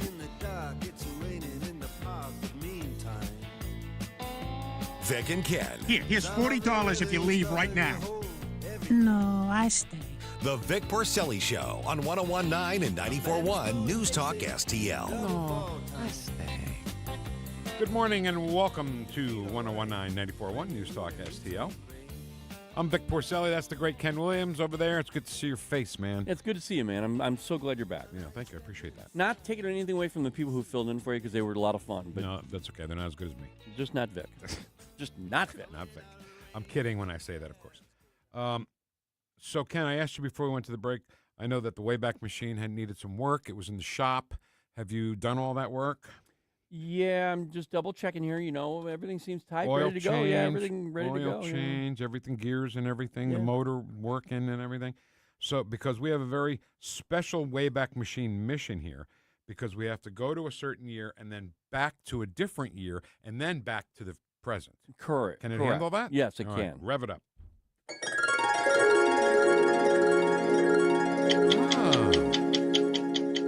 I didn't like that. Added a little feature. That sounds like, was that a clock or was that the engine? Little clock. Okay. Well, that's not a knock on the engine. We have to No, put in that's STP good. oil treatment. Remember STP oil Oh, treatment? yeah. Andy Granatelli? Oh, my God. Pulled that right out of my ass. Okay. So here we are in the year 2020. Welcome to it. This is an example of so much stuff that the Democrats pull. Hypocrisy. And stupidity. Yeah. Because they don't realize when they're saying something, there's a video camera recording what they're saying. Yeah, I think they realize it, but I just don't think that they think that the left media will not use it against them. But they didn't really take into account in 2020 that the social media would. So if you're smart, because we're going to play a Chuck Schumer clip here in a second. If he was smart, what he really would do, especially when the Democrats even hate Chuck Schumer now and they want to get rid of him, he should say, see, I was right. Trump should have got rid of Maduro back in 2020. I stand by what I said. Right. That would be the smartest thing for him to say. But he's not smart. He's not smart. And here's what he did say. He brags about all these things he wants to do or is doing, but his actions belie his words. Maybe the best metaphor was his claim to bring democracy to Venezuela. There was a big policy there. It flopped. Oh, sorry. If the policy was working, Juan Guaido wouldn't be in the balcony here. He'd be in Venezuela. He'd be sitting in the president's palace, or at least waging a fight to win. He's here. And the president brags about his Venezuela policy? Give us a break. He hasn't brought an end to the Maduro regime. The Maduro regime is more powerful today and more entrenched today than it was when the president began. Holy cow. Holy cow. I have so much to say about this. First of all, he said a metaphor, democracy in Venezuela. It's not a metaphor at all. No. Democracy is what Venezuela used to be before Hugo Chavez. Right. Right? Right. Before Hugo Chavez stole the election. Well, right. But, you know, it's not just Maduro is what I'm trying to say. Right. It goes back to Chavez. And then before Chavez, it was a nice democracy. People who lived great lives. By the way, did you ever see, sorry, this is Squirrel. There's a video on the internet of life in Iran before the Ayatollah took over. 1972, yeah. I Women saw have that. skirts on, nice short skirts. Show them on the beach in their Yes, bikinis. Well, and they were back then they were very cosmopolitan, very artistic people. And now they can't even show their skin. They can't even show their face. And they're rising up. When a woman in Iran or any of these countries where they have to wear the full burqa, the guys go, man, look at those ankles. Oh my God. Wow. Nice ankles, honey. So anyway, Chuck Schumer just said in 2020 what Donald Trump did this weekend. Right. Exactly right. He did. He's. It's almost like they're where Trump is now back then, but they decided, it wasn't really politically expedient for them to do that anymore because they're lurching so far left. And that's what's going on right now. That's why you and I always talk about this. If a Democrat's just going to work, coming home, and they're looking at their party, they've got to be thinking to themselves, I got to either get out of here, out of this party or something, because it's just gone so far left. It's socialist. Chuck is feeling that? I believe Chuck is trying to lurch left. Oh, okay. Now. Yeah. Well, you know what? I mean, maybe he shouldn't, because what he just said in that clip you heard from here we're in 2020 now, by the way. Right. Time travel 2020. What Chuck Schumer just said was exactly what President Trump did. Right. On Saturday. Yeah. So why isn't he jumping up and down? Way to go, Mr. President. Yeah. Nice job. You're right. He should be saying, finally, congratulations. I said this back then. You're so right. He should have done that, but he's not thinking. He's not thinking about that. He's got so much TDS in his brain. Yeah.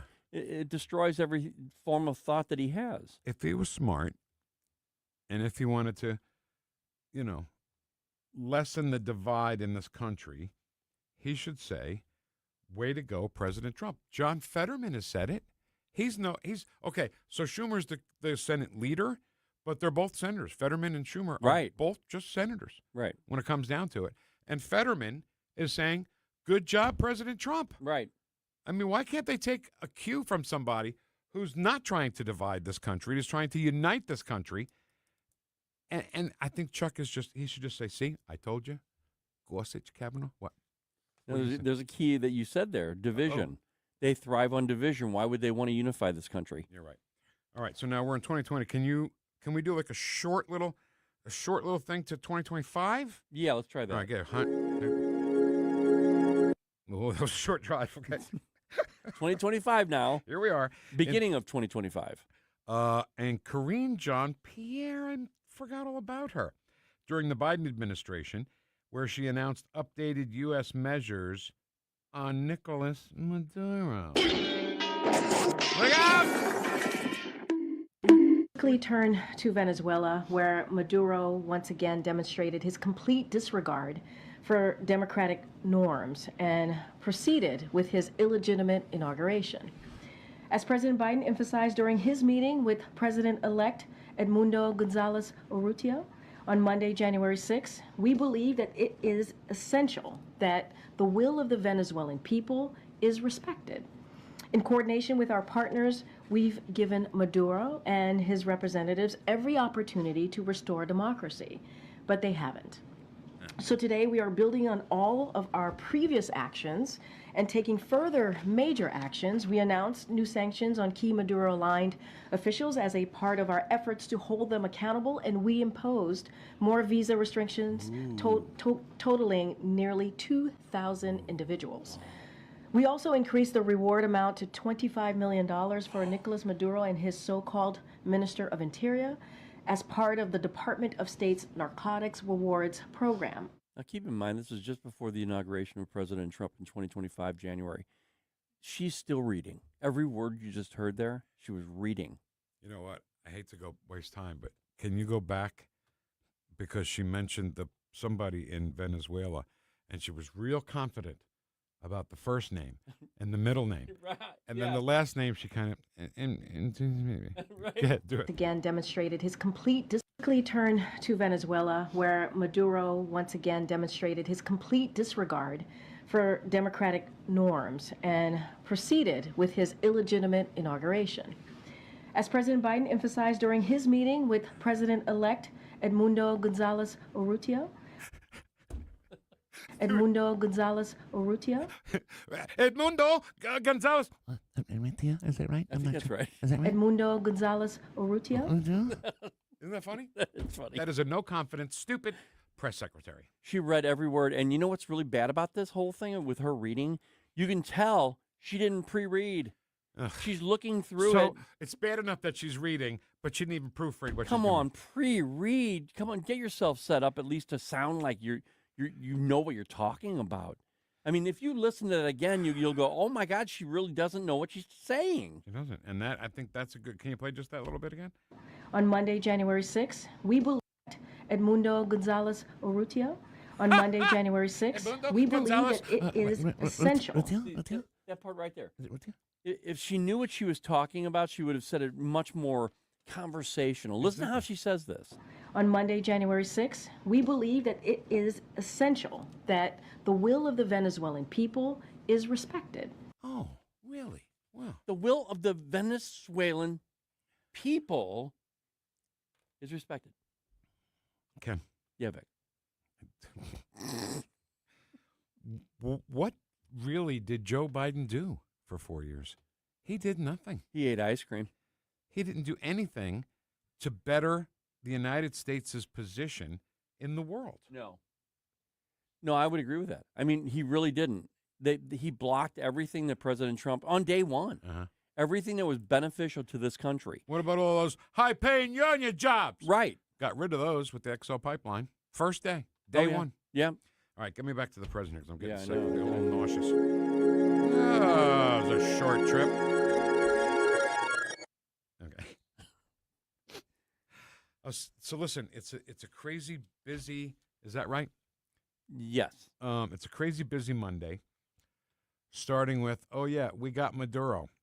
You know what? Here's another thing that other presidents have promised they'd do and didn't do.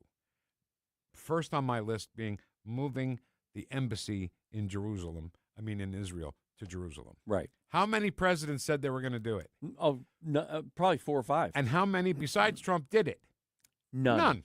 But President Trump did it. Maduro. Oh, my God. President Trump did it. He got Maduro. By the way, Maduro is freakishly tall. Did you notice that? He's got to be like Eric Schmidt tall. Oh, yeah. 6'5", 6. He's tall. Yeah. I don't know why I wrote that up, but he is. He's doing the things that he promised to do.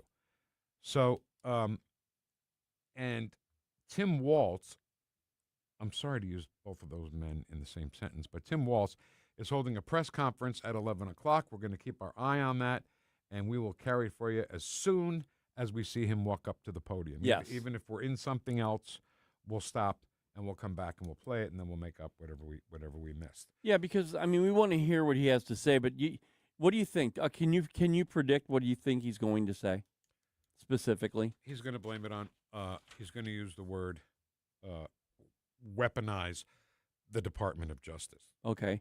That's so Trump's fault, basically. Absolutely. It's not. Nick Shirley just tweeted, I ended Tim Walz. Yes, you did, Nick. He did, and that's as simple as you can make it right Good there. job, Tim, baby. Nick Shirley, yeah. I ended Tim Walz. That's awesome. So funny. So he's going to say that this Department of Justice is weaponized. That's why he had to do it. Nothing that he did wrong. No, nothing he did. He just had to leave because it was just getting too hot in the kitchen because of Trump. It's Trump. It's really Trump. So to answer your question, weaponized. Weaponized. And Maduro also scheduled to be in court to be arraigned at noon. That's noon Eastern. That's 2 minutes from now. So whatever happens here, we'll run it for you. There's no cameras in the courtroom in New York, so we won't be able to see any of that, unfortunately. Right. But the Tim Walz interview for sure. Press conference next on Newstalk STL. Tim Jones and Chris Arps in the afternoon. Jim Talent, former U.S. Senator, did Pete Hegseth commit a war crime, in your opinion? No. My only concern is that we're not getting enough drug boats. It's the first effective thing I can remember we've done to strike at these cartels, not only to take out particular shipments of drugs, but to deter others. And I'm not going to cry crocodile tears for any of them. Tim Jones and Chris Arps, weekdays at 4 on Newstalk STL. Here's a great way to save money on your prescription medications. If you take Viagra or Cialis, we can give you a way to pay as little as $2 a pill. Compare that to prices as high as $60 per tablet. These pills work for men and women to improve their sexual performance. And now for the price of 2 or 3 pills, you can get nearly 100. There's no need to pay expensive prices for Viagra or Cialis. Call now with your prescription and pay as little as $2 a pill. We offer 24/7 service and always free delivery and confidential packaging. Change your life for the better and have fun. Call Pharmacy Shop 24/7 to get generic versions of Viagra or Cialis for as little as $2 a pill, plus free discreet shipping. 800-631-2030. 800-631-2030. 800-631-2030. That's 800-631-2030. KLGY HD3 Clayton, K270BW Bellefonte, KNBS Bowling Green. This is Newstalk STL at 1019, 94.1, and always streaming at NewstalkSTL.com. Breaking news at Town Hall. I'm Bob Agnew in Washington. Minnesota Governor Tim Walz is ending his bid for a third term as governor. Just last month, Walz blamed massive entitlement fraud in his state on fraudsters who exploited the state's liberal policies. We are a state that chooses not to let people go hungry or homeless or uneducated. However, that generosity has been taken advantage of by an organized group of fraudsters and criminals. And so long-standing high standards of integrity of public funds go hand in hand with a culture of generosity. There is word now that U.S. Senator Amy Klobuchar, a Democrat, will run to replace Walz.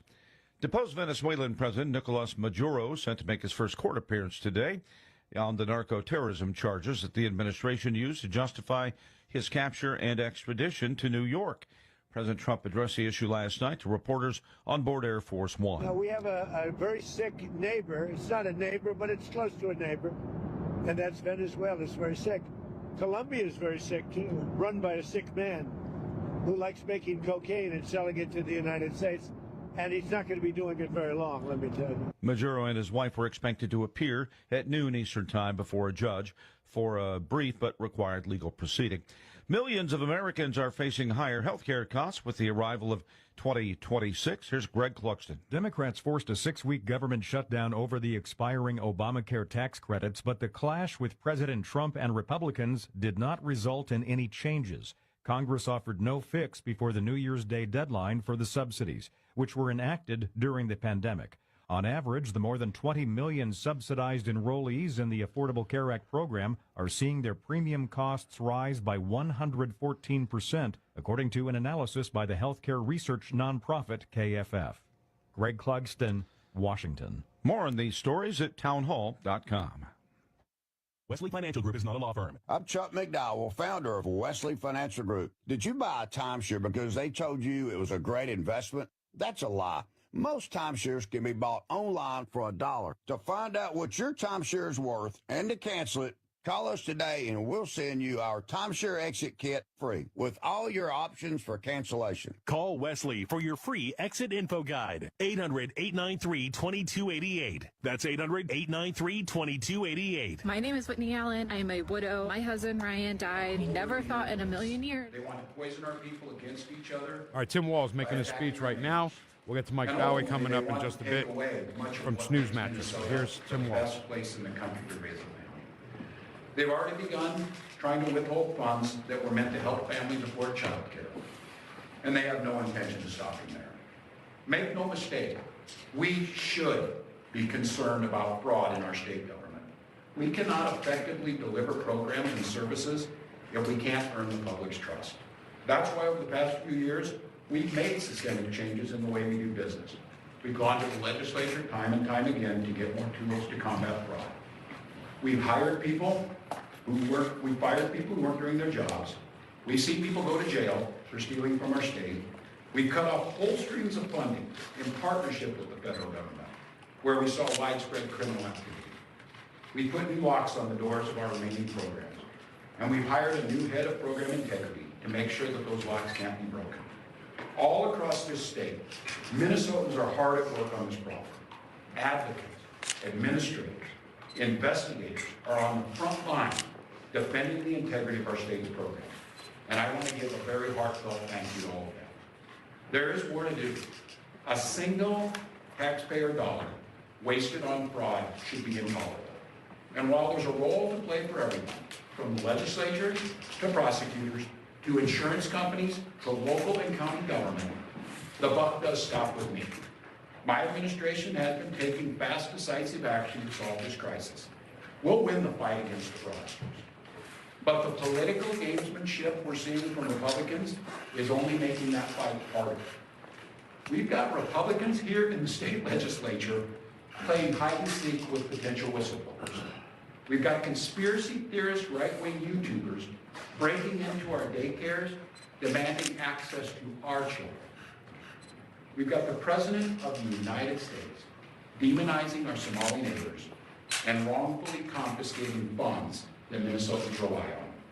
It's disgusting and it's dangerous. Republicans are playing politics with the future of this state.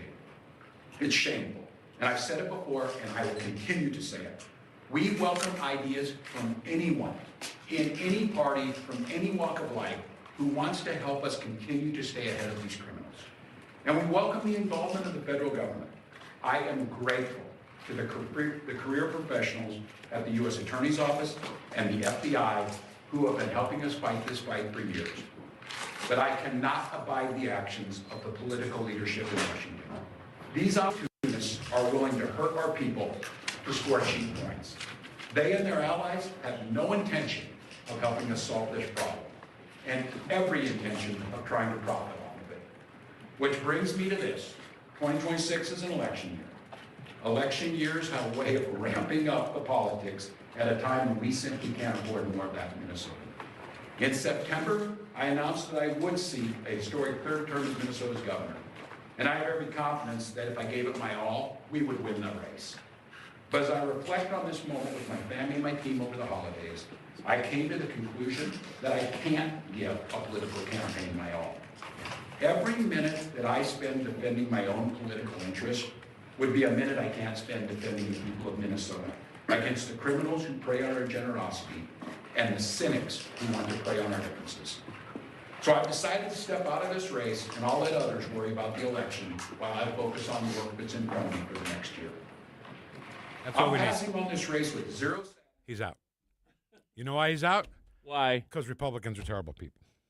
No, that's it. Because of conspiracy theorists. Because a right-wing YouTube something influencer ruined his state. Yeah, it had nothing to do with him. In fact, he said if I decided to run, I'd win. But I'm just going to go ahead. I'm going to just take the lighter side of things. Whatever that means. God, he's such an idiot. I don't know how he got elected to dog catcher. So Tim Walz is out. He's dropping out. There's word that Amy Klobuchar may run for it. Why would you always go from the Senate to being the governor? Isn't the Senate more of a... She's just trying to climb the ladder just like everybody else. Be more visible, I guess? Yeah. Oh, yeah. All right. So that's that. All right, we're going to take a quick break, and then we'll come back. We're going to talk to Mike Baue, and he's going to tell us what a good snooze really is from Snooze Mattress and Wellness. He's next on 101.9 and 94.1. You're stolen. No, go ahead. News Talk STL. Welcome home. Absolutely is brought to you by dastardly Stiefel. treatment of the And United Missouri States. Attorney General Grotesque Catherine Hanway. alliances When severe weather with hits, all of our scammers often adversaries follow. around the planet. They may pose all as of that is charities, over. jack up Nick. prices on It's essentials, over. or offer And now you're in your fraudulent home court repairs. hearing. Yeah, here, Vic, you go ahead and... Let's talk to Mike Baue right now. Hi, Mike. Yeah. How are you? I'm fabulous. How are you guys? Great to see you. Thanks for jumping on board with all the madness and the craziness here. Gosh, thanks for having me in for some fun. You guys are great. Thanks. I'm sorry, what'd you say? I said you guys are great. Thank you so much. You're great. People Oh, in we this appreciate it, Mike. building don't even say that, so thanks so much. Yeah. Ethan never says it. Thanks, Ethan. So I got to ask you a question here. Hit me. First of all, your name jumped out at me. We're friends on Facebook. Yeah, we have been And for many years. You're a musician. Mm-hmm. And this, if I'm wrong here, we'll just stop it and move on. Are you? Do you have any connection with the Baue Funeral Home? That's my family. Oh. That is my family, but it's public knowledge that the Baue family, our family, does not actually own that business anymore. Oh. It's still Baue Funeral Home, but it was sold to a firm. Okay. I don't like the new firm. I just want to say that. Well, let me tell you why. Because we had a devastating double death at the Porcelli house. Gosh, I'm so sorry. Where we had our bird, Larry Bird, died. Well, he was green. I'm sorry. He was a bird. And he I was know. Green, I Mike. just that you went left. I thought you were going right. You zigged. I was ready for his But egg. Mike, that was my same exact reaction when we were talking. We were talking about a very serious conversation about death, and he said, "My bird, Larry Bird," and I'm like, "What?" He's a bird and he's green. What else do you call him but Larry Bird? We love our and pets. he loved his name, by the way. I'm sure he did. He and Asparagus, the theater cat.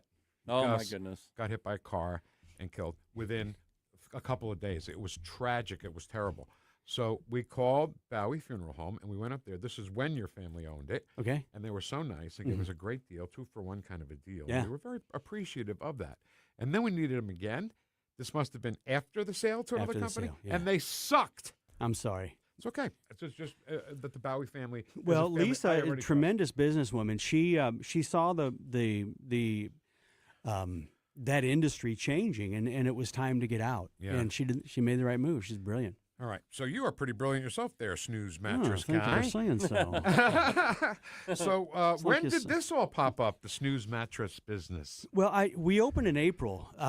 So my background, I have never been in the funeral home side of the family business.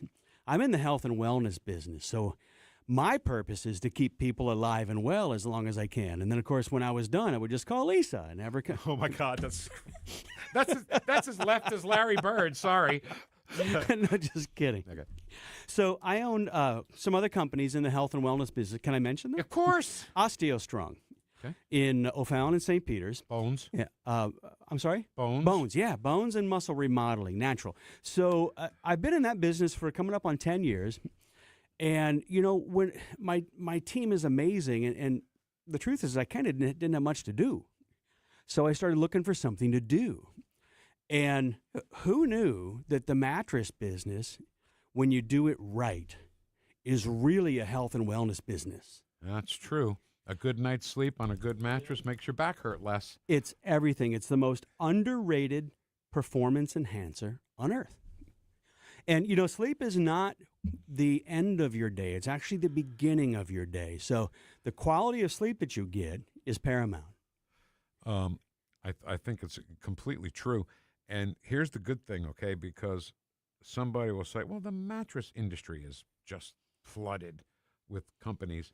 But if you go about it in a different kind of a way, like you're talking about, that it's not the end of your day, it's the beginning of your day, that's a whole different avenue I hadn't heard anybody talk about. It is. We're on a mission to help 20 million people sleep better, get deep restorative sleep. And guys, we do it in a really interesting and fun way. So, yes, we have a mattress store. Do I sell mattresses? You can argue that. But what I really sell is deep restorative sleep. And here's how. We brought in technology that's inside the Mayo Clinic, developed in conjunction with NASA. Wow. Used by 3M, Google, Ferrari, used by NASA, and currently in the burn victim unit in the Mayo Clinic. I have this exact technology in my store. I'm the only one in the Midwest that has this. Wow. And what it does, it's a pressure mapping system that measures your pressure points and your alignment, and then we match you to a sleeping surface that fits your unique body. Oh, wow. And that's, you know, we have Tempur-Pedic, we have Sealy, we have Serta, we have Stearns & Foster, we have Puffy, we have all of them. You know, we have Copper, we have Molecule, we got all Beauty Rest, all of them. But we start with you. When you walk into every other mattress store, everywhere else in St. Louis, you're walking in and they're starting with the mattress. You come into Snooze, we do the pressure mapping, which takes just a few minutes, but it makes a perfect pressure map of your unique body. And we take that data from tens of thousands of sessions and we match you to the perfect sleeping surface. How about that? And the prices are the same or lower. We're family owned, locally owned. Wow. This That's is a the big deal. completely different deal than when, you know, I always make, you know, Memorial Day. How better can we honor soldiers than having a mattress sale? Right. You know what I mean? So stupid. But Right. that's not your bag anyway, right? Your bag is to, hey, what's wrong with you first? Right. And then let's fix it with just the right mattress. Like, yo, how you sleeping? Right. You know, that's the key. Hey, how you sleeping? Hey, how you sleeping? How you sleeping? On Saturdays we talk with Dr. Brian Deloney. He's a doctor, but he encourages like vitamins and different things, natural, holistic. But he also says the first thing, no matter what you're doing, if you're trying to get healthy, it's sleep that you Brilliant. need. Sleep is when your body repairs itself. It detoxes and it resets, right? You have to have the right sleeping surface. And the problem is, most of us are on the wrong one. If you walk into a mattress store, what's the first thing that you typically hear? Hey, what brings you in? And I'm like seriously, before I started the business, I secret shopped every mattress store in St. Charles County. Oh, wow, that's so smart, Mike. And, you know, I just wanted to, it was a viability study, right? Sure. And here's what I know. I walk in, and literally the guy with the ripped up jeans and the 40-year-old high school hoodie, he's like, what brings you in? I'm like, a mattress? Well, it's a mattress store. I thought maybe I'd buy a and then, stove. Second question, Vic, what do you like? I'm like, I don't know.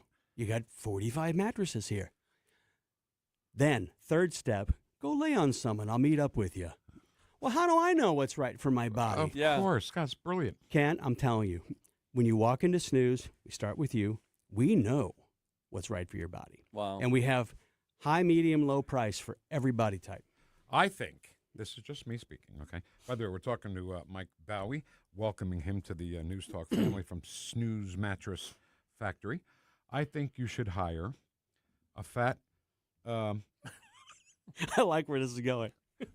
Fat mafia guy. Spokesman. Right, spokesperson. As soon as people come in, they say, hey, how you sleep? How you sleeping? I say we just replace where'd you go to high school? Right, exactly. How you sleeping? Could be the new thing, because I'm sick of the high school thing. I really am. I know I'm not a native. I wasn't born here.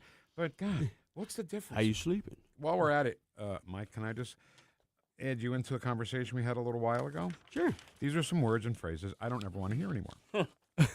Okay. Full stop. Full stop. I hate that so much. Really? You know why? Why? Because it means I'm right and you're wrong. And then we're not having a conversation any longer about it. Right. Yeah. You shut up because I'm right and you're wrong. Full stop. Full stop. I hate it. That's bad. When people say billion with a B. Yeah, I know how to spell billion. Yeah, what is it, villion? Right, exactly. Like Villion with a V? At the end of the day, I don't like. Tip of the spear, I don't like because, a spear is just very tip of the ice. There's so much iceberg under the water. There's one word that I don't like either. Oh, here we go. Add it to the list. Let's go. Go ahead, Mike. Well, this is just me, and it's sort of on topic, but it's like I don't like synergy. You said synergy. I said synergy. Did you say synergy? Yeah, He added it to the list. because it's very pretentious. Yes. We have a synergy, don't we? We have a synergy, don't we, here? I see synergy there. Oh, no, I don't see any synergy. No, we're getting along, probably. I don't like you anymore. Can't we just? But hey, before you go, how you sleeping? Hey, how you sleeping? Doing pretty good. How you sleeping? Not good. I got to go to see Mike Baue. So, how many locations? How many locations? I have one currently. Where is that location, Mike? It is in Chesterfield, and I'm going to say it next to Caldy's Coffee. We love us some Caldy's Coffee there. Yeah. 17217 Chesterfield Airport Road. Give them a call, 314-912-1279. Are you on the Caldy's side or the other side? I am on the Caldy's side, Okay. just right next to chicken salad. Oh. So we do a lot of chicken salad at our events. I bet. Highlander Grog, Caldy's Coffee. It's really good. I usually just go in and I get the caramely thing. It's a splurge, Yeah, well, I mix it with Folgers. Oh, okay. At home. All right. You see, I buy it and, grind it up and boom. I've got a nice little combination. He's like Doofenshmirtz. Doofenshmirtz Evil Incorporated. Kenny making coffee. So how long has the store been there? How's it going? We opened in April. We had a grand opening that was just mind-boggling. Of course, from my OsteoStrong network, friends, musicians, family, community, all the chambers of commerce. I'm a member of all of them. The Chesterfield Chamber was amazing. We killed it. It was amazing. It was a great year. Right.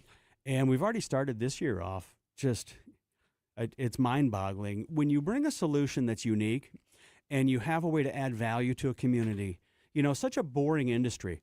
I got to tell you, when I was younger, coming up in business, you drive by a mattress store and, they're all mafia, right? Yeah. Because how you sleeping? There's nobody there ever. Yeah. But they got because there's something going on in the back, gambling or drugs or something in the back. So when I called That's the franchise, I called the franchise office. I put my data in, and I had the national sales manager calls me. He says, "So why are you interested in Snooze?" At the time, I'm like, I don't know if I'm interested, but I gotta know. Is it margins? Is it mafia? What is it? What did he say? He said it's margins. It's mafia.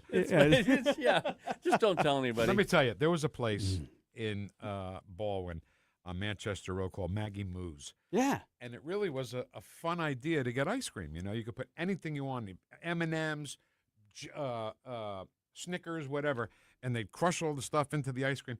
but there was never. You're always the only person there. I said to my wife, "There's something going on in the back there. I'm telling you." Yeah. And soon they were gone, so they must have got caught. But you do have to sell mattresses You do have to sell stay open. But we, the way we bring it to the community, I think, is unique. Well, it is unique. It's not. I don't have to think that it is. It's with this Mayo Clinic technology. Takes a few minutes to do that pressure image, and then boom, we match you up. Yeah, nothing better than a good night's sleep. There's nothing. Your body refreshes and restores itself there. The crazy thing is, everybody has a unique body type, but we go in and we lay on these mattresses, and you lay on them for 5-10 minutes, and that's not a good indication. No, I'll be honest with you, Mike. I go into these places with my wife, and they go, lay down. And I'm like, well, okay, I will, but it's going to feel good if you're walking into a store and you lay down. I mean, any mattress is going to feel good at that point. That's how they get you. Yeah. And then they sell you the highest margin with the spiff. We don't do that. This pressure mapping system that we use from the Mayo Clinic eliminates 80% of the mattresses on the floor.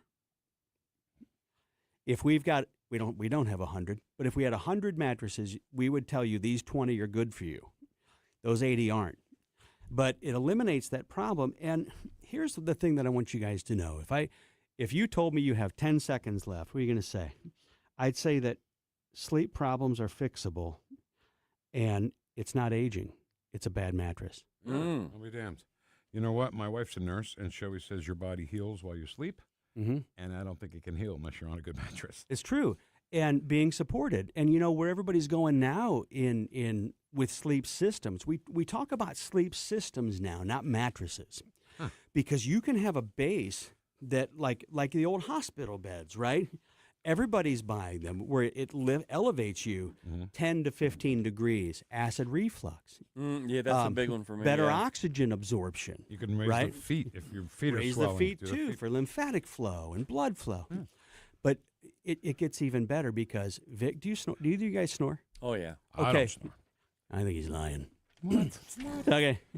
So we have... That's my wife. We have my wife, too. We have sleep systems that you connect to your phone. If you snored, Vic, this system will elevate you until you stop snoring. Oh, my God. And then if you snore again, it'll elevate you again until you stop snoring. Wow. And you can have it split so it's just your side, not your wife's. Yeah, that'd have to be, yeah. We have technology that we've got, vibration, we've got heating, cooling. You can set a temperature for your mattress an hour in advance and the temperature to wake up to. Wow. I love that. Gee, if I only snored, that would come in here. I know. Yeah, right. One day, maybe. The hell? What are you laughing I at? have no idea. I don't lay with you. Mike. All right, we're out of time, but just very quickly, you jam with guys from REO, is that right? Terry Luttrell is the original lead singer from REO. And a few years ago, Mike Meese, a friend of his, recruited me and some other buddies into a band. And we recorded an album at Shock City. It's on Spotify. It's the REO Classics band. So nice. Terry Luttrell did the first album with REO, and then he quit. 157 was that the Tuna Fish Rivers. album? No, the very Before first that, one okay. was Sophisticated Lady. Oh, okay. 157 Riverside Avenue, that stuff. That's Terry Luttrell. Okay. And he's still out there. Yeah. He's a little older, but we're out doing shows. So you're in with all the local music community here. Most, yeah. There was a guy who just died recently. His name was Lenny. Damn it. I forget his last name, but he died recently, and everybody was saying what a great guy he was. And I think we worked with him when we did Ameristar Idol. At Oh, yeah, I Ameristar remember Casino. that, yeah. Klinger? Is that Klinger? Lenny Lenny Klinger. Klinger. I never worked with him, but he did. Let me tell you, he made our show look like a TV show. The first thing that happened was all the contestants sang Lady Marmalade together, and then they, we would judge them and everything. And he was so professional and so great and so gracious. So many musicians I've worked with were in those shows with him. Did he do like USO stuff too, maybe? I think he did. I think he did. All right, Mike, I'm sorry, we're out of time. Great to see you. Thanks for having me, guys. Again, it's been a long time. Anything you need us to tell people, please let us know. Just there's a solution. Bad sleep is not aging. It's a bad mattress. And how do they get a hold of you again? Do they get a hold of you online and phone? Online and phone, just Snooze Mattress Company, Chesterfield, 314-912-1279. Mike Baue on Facebook. Just send me a PM. Right on. Great to see you. Thanks, fellas. Thank you. Appreciate you. Snooze Mattress and... Oops, sorry. Snooze Mattress You and go ahead. Wellness. Smooth. If you ever... Smooth mattress and wellness. What did I say? No, you said snooze. I'm just saying. Oh, I'm telling you, if you ever find him dead in a pool of his own blood, I did it. It was you. I did it. All right, we'll be right back with Doug Blair on 101.9 and 94.1 News Talk STL. Welcome home. This hour of News Talk STL is brought to you by Stifel, serving investors for over 130 years. Contact your Stifel financial advisor at stifel.com. That's STIFEL.com. I'm Missouri Attorney General Catherine Hanaway. When severe weather hits, scammers often follow. They may pose as charities, jack up prices on essentials, or offer fraudulent home repairs. I'm committed to protecting Missourians from those scams. If you've been targeted or suspect price gouging, report it to our office at 800-392-8222 or online at ago.mo.gov. Paid for by the Missouri Attorney General's Office. Hi, this is Mark Harder with RE/MAX Results, the region's largest RE/MAX real estate brokerage. It is cold outside, but the real estate market is hot. This is a great time to buy or sell a home. Interest rates are also declining, which gives you more buying power. Someday is not a day on the calendar, but today is. Call me at 314-852-8933 for a free custom home buying plan. 314-852-8933. If you turned 65 recently like me, it's important you find a Medicare Advantage plan that gives you the coverage you're looking for. But finding one can be difficult. The best thing I did, and I suggest you do the same, is call a licensed insurance agent and let them walk you through your Medicare Advantage plan options. There are so many benefits you have access to, so make the call now and let the representatives explain everything to you. Our licensed insurance agents can offer you a variety of Medicare Advantage plans. Plus, the call is free, the information is free, and there's no obligation to enroll. We're here to make it easy for you to select a Medicare Advantage plan that may work for your needs. Finding a Medicare Advantage plan can be easy if you do what I did. Make a quick call right now to learn more. Thank you. 800-439-7851. 800-439-7851. 800-439-7851. That's 800-439-7851. KLGY HD3 Clayton, K270BW Bellefonte, KNBS Bowling Green. This is News Talk STL at 101.9, 94.1, and always streaming at NewstalkSTL.com. This hour, the Vic Porcelli Show, brought to you by the Trolley Stop Bakery, the official bakery of the Vic Porcelli Show. Hey, Ken, can I give a shout out to the great Trolley Stop Bakery? Jessica's birthday was Christmas Eve. So Diane Wood, we see her all the time. She made the cookies that never got to the president. She goes, "Oh, I'll make you a birthday cake you'll never forget." So my wife's favorite kind of cake is cherry forest. Black Forest? Black Forest cake. Okay. Cherry's got to be cherry. And when you get a cake for somebody for their birthday, you want to write on it, right? Right. Happy birthday. Oh, yeah. And a lot of these places will just give you it looks like a big square of chocolate. And they put it on top and then they write on that. Oh, yeah, okay. She did it right on top of the cake. Okay. Right on top of the There cake. you go. Ken, it was 5 feet high, this cake. It was so tall. It was unbelievable. Let's give you a little slice, okay? A little slice falls over the plate because it's bigger than the plate. And it was just delicious, and it was heartwarming because it was Jesse's 60th birthday. And, it's a milestone event. Oh, yeah. There you go. All right. Are we ready for Doug? This just in. For the latest news from the DC swamp and beyond, this is the Vic Porcelli Show East Coast Report with Douglas Blair on News Talk STL. Good morning, good morning, good morning. Before we get to Doug, can I just give a quick story here? Just a very quick story.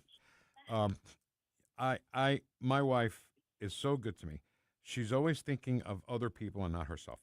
And I wanted a pair of slippers, because, if I go out back with Sally, or if I go to meet the DoorDash guy, I don't make the DoorDash guy come to the door. I go out to the curb and get it, just so, it must suck doing that to 100 different houses. So I just wanted a pair of slippers. So she got me a pair of slippers, and they didn't fit, or they kept falling off. Another pair, I just didn't like them. They were uncomfortable. And then she gets me this pair that she comes in with this weekend. And I was like, oh, this is great. I put my feet in them, and on the top of my foot, it was like so uncomfortable, Yeah. Like it was hard, and I didn't like it. And I didn't want to tell her, because I'll use the uncomfortable slippers for the rest of my life without telling her, because I don't want to hurt her feelings. Right. So I used them, and then I had one in my hand, and I'm like, what the hell's in there? There's this piece of cardboard. It's inside that keeps the shape. And I was like, what is this? She goes, is that why it's uncomfortable? And yeah, and now they're so comfy. How about that, Doug? I think that's a great story, a wonderful story. And if we're just shouting out our wives go ahead. for being awesome, Yep. Katie, I love you very much. You're the best wife a man could have. She listens to this show, does she? She tells me she does. Yeah. That's awesome. I need proof. Tell her to go in the chat box. Doug, how are you? You Happy got it. New Year, all that stuff. Happy New Year to my favorite radio station on the air. It is wonderful to be back with you guys. I did miss you guys last week, but it's good to be back. All right. So now in the last week, all hell has broken loose. So I want to talk about Maduro and Somalians all in the same break here. Let's start with Maduro. He's freakishly tall. Did you ever notice that? He is like 6 feet. Yeah, tall. he's humongous. He is humongous. Have you ever noticed that, like, all these world leaders that you assume are just kind of like normal-sized dudes, you see them in person, it's like, holy crap, you are massive. Trump is like that. He is absolutely enormous. I bet he could dunk. I'll bet he could. I bet Maduro could dunk. I bet Trump can dunk. And I know Eric Schmidt can dunk. And I love seeing. This is what we need to do. I love seeing Barron next to his dad. Oh, my Because God. he puts his arm around him. He looks down at his dad. Yeah. Somebody did a meme. I think we need to start a basketball team with all of these people and just like see for like no more like war, no more like diplomatic conflict. You just play basketball and whoever dunks the most wins. There you go. Somebody made a meme, a video meme of the president walks in and Melania walks in and Barron is behind him and he's like 10 feet tall, more than that, like 20 feet tall. Oh my God, it's so funny. All right, so let's talk about Maduro. The Democrats don't understand the difference between taking out a leader and war. Apparently. Yeah, I mean, also it's not lost on me that Democrats for the last, year and a half or so have been claiming that they're against kings, they're against dictators, they're against tyrants of all kinds. Then, we take out this guy, we bring him over to the U.S. to face justice for his crimes, and all of a sudden, this is still Trump's fault. It's so bad that, I don't know if you guys saw this, but the European Union and the Europeans have basically said, yeah, the U.S. made the right call here. Maduro is a dictator. It's good that they took him out. So, I mean, I don't know what they're trying to base this on now, because their beloved Europeans say that we did this right. Obviously, the Trump administration, the Venezuelan people say that this guy was a bad deal. I don't necessarily know how you argue against this. Right. And I just saw a story just now that says that a 92-year-old judge that was appointed by Bill Clinton and who denied Trump's hush money removal to federal court and blocked Venezuelan gang deportations is going to preside over the Maduro case. Interesting how that happens. I don't quite understand how this seemingly totally random thing just occurs. It's so weird to me, isn't it, Vic? It's so weird. I can't believe it happened. It's so weird. Yeah, I don't know why they didn't try and make this happen down in Florida. Well, that's what they got Noriega. They did Noriega in Miami. Right. So he got definitely convicted. He might get acquitted in Well, New York City. I tell you, Doug, do you think if he gets acquitted, there's going to be so much fallout on that judge that I don't think he can't. If the evidence is there, he cannot acquit this man. If he does, there's going to be so much fallout. He'll have to leave. So I think that, again, we're at the point where the question is whether or not your TDS defeats your capacity to judge fairly. Because, I mean, there's no doubt in anyone's mind that he's guilty of the crimes that the United States is accusing him of. I mean, I don't even think he would disagree with him. Yeah, I did that. But if the TDS of the judge is such that he is acquitted anyway, I think you'll find that there will be a larger crisis actually here than in Venezuela. Because here there is still the implication that the rule of law means something, that if the evidence that is presented is damnable, it basically makes you are guilty, then you will be convicted and you will face punishment. But if there are external political factors, such as hatred for the sitting president, that just completely collapses all sense of propriety within the judicial system, which I think a lot of people already have their doubts, but it really would just confirm it. After a while, it's got to be a bad movie, like with this judge not going to allow this to be entered into evidence, which would be damning against Maduro. You know what I mean? Like what we've seen ourselves for years, 12 years that he was the dictator of Venezuela. And like Ken said, I don't know how we can get around stuff that we've seen with our own eyes in this courtroom.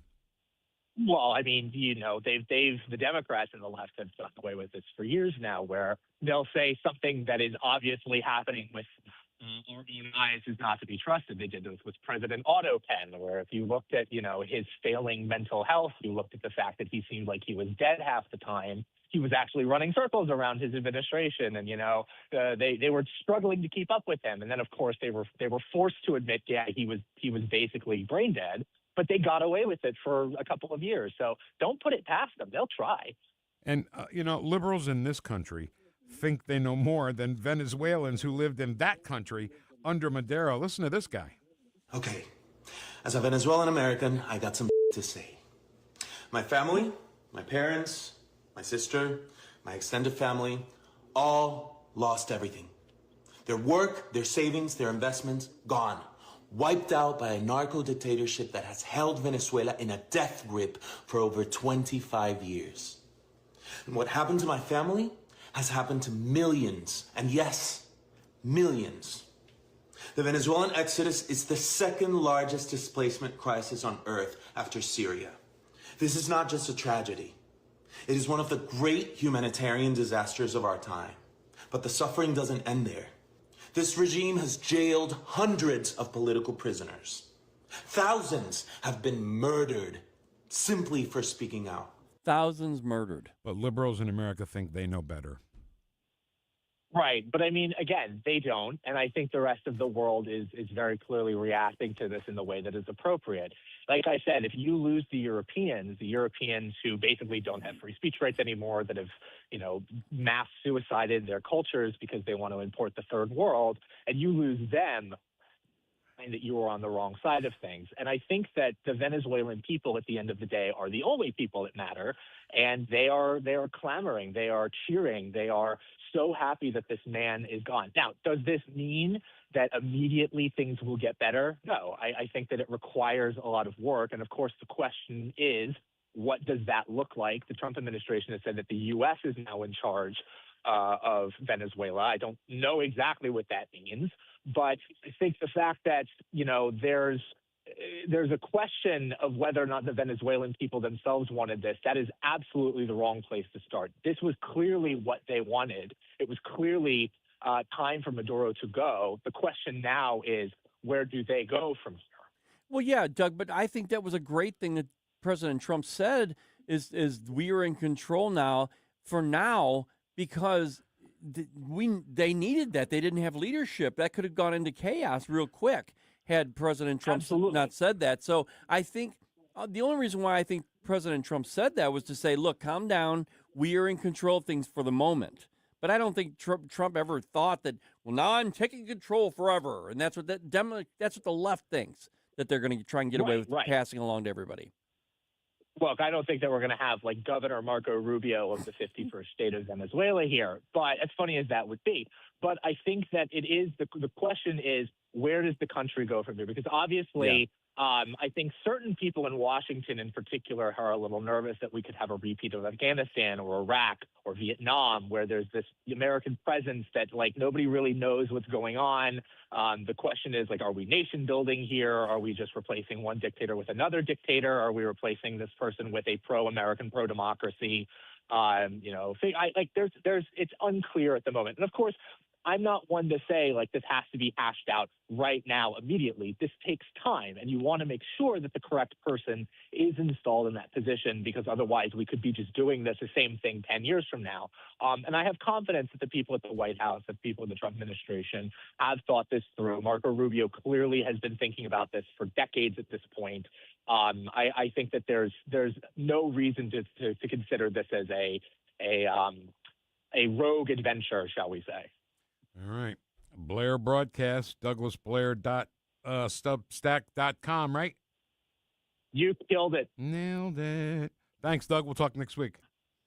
All right. See you next week, guys. You got it. Take care, Doug. It's so ridiculous, Ken. The left are so ridiculous. They're so stupid. And they think we're stupid.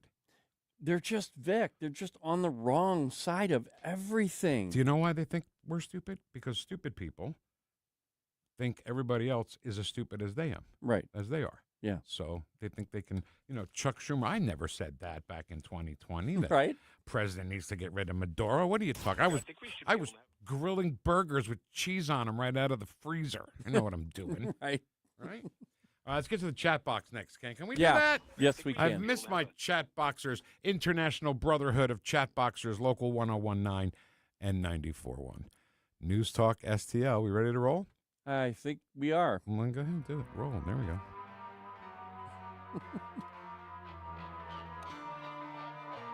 The Vic Porcelli Show. Turbocharge turbocharge the emerging global clean energy economy. I want to be clear. On News Talk STL. Have a civil conversation. The news and talk that matters to St. Louis. This conversation has completely made me crazy. This is complete insanity. News Talk STL. Are you ready to take a totally tubular trip down memory lane? Join us for the ultimate 80s and 90s trivia night, raising funds for the Nick Schroer for State Senate campaign.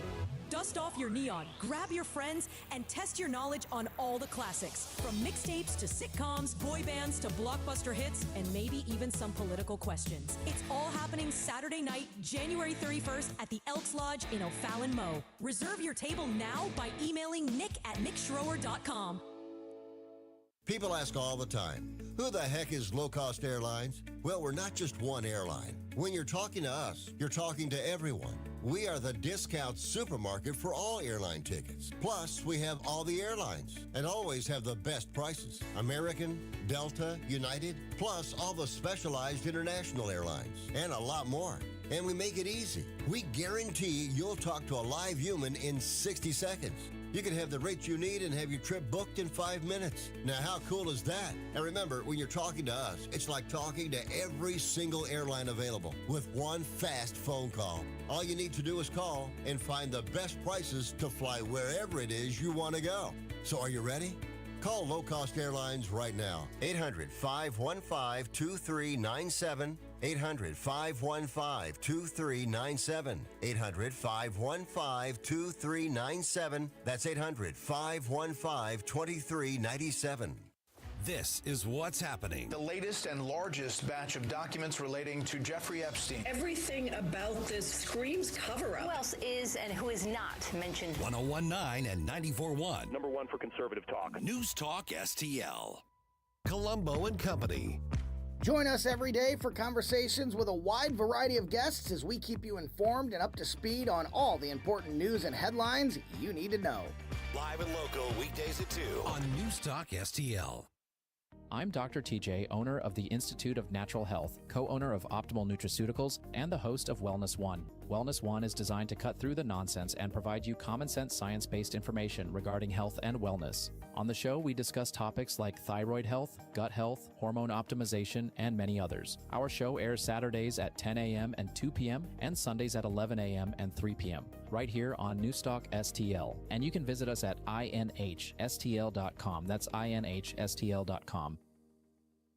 Tim Jones and Chris Arps in the afternoon. Louis Gohmert, he's a former congressman. Bob Gibson. Oh, yeah. Pitching for the St. Louis Cardinals in the World Series. And so I snuck my transistor radio in my shirt and had the little earpiece into my ear and tried to keep my head turned where the teacher wouldn't see, but was listening to the World Series in class. Tim Jones and Chris Arps, weekdays at 4 on News Talk STL. Are you searching for an excellent new vehicle or a great deal on a used one? Then check out Tyler Trineri, Chrysler, Dodge, Jeep, Ram. Tim Jones here to tell you what loyal Tyler Trineri customers already know. Every new vehicle and select used ones come with an exclusive lifetime warranty. And Tyler Trineri has a service department second to none. I should know. I've been a loyal and happy customer for years. For the best price, selection, and the amazing lifetime warranty, check out Tyler Trineri today, right off Interstate 44 in beautiful Pacific, Missouri. Online at TylerTrineri.com, TylerTrineri.com.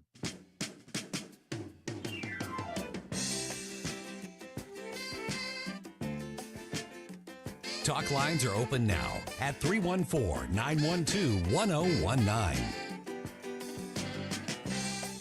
Vic and Ken. Vic has great hair. Ken has great, baseball caps? The Vic Porcelli Show on 101.9 and 94.1 News Talk STL. You really should watch the stream, because if you don't, you miss Tim doffing his cap to the crowd. Who, Tim? What? You said you missed Tim. My name's Ken. I didn't say Tim. I think you did. So you missed Ken. Why would I say Tim? I don't know. I'm only back a day, and I'm ready to murder him. Can we do the chat box? Can we? It's my Let's favorite do part it. of the day. Oh, there we go. 101 straight up. First, Coyote. Good morning, fellow Vic heads. Good morning, Coyote, back from straight up. You done good, Ken. He did okay. Don't give him a big head. Okay? Thank you. He did okay. I really appreciate it. I don't sleep. And I want to say also, Vic, while you were gone, thanks to the Vic heads for being there for me. It was good. Oh, yeah. I don't sleep much, and Trump sleeps less than I do. Ed Stoit was third, or as he likes to say, turd. I pledge allegiance to the flag of the United States of America. No fair elections. No peace. No fair tariffs. No peace. Hey, Nick, you dared me to come get you, Donald John Grover Cleveland Trump. Yeah. Love it. I'd rather be a turd than a tard. No fair elections, no P. Good morning, all you beautiful, mega, ultra-patriotic, deplorable, garbage, and degenerate, freedom-fighting, God-fearing, Vic-head weirdos. Wish.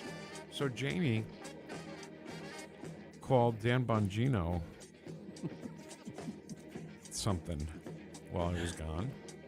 Glad somebody else is using foul language. It's not just me. We would never. Don't you cuss on this here radio. I know. That's why we would never.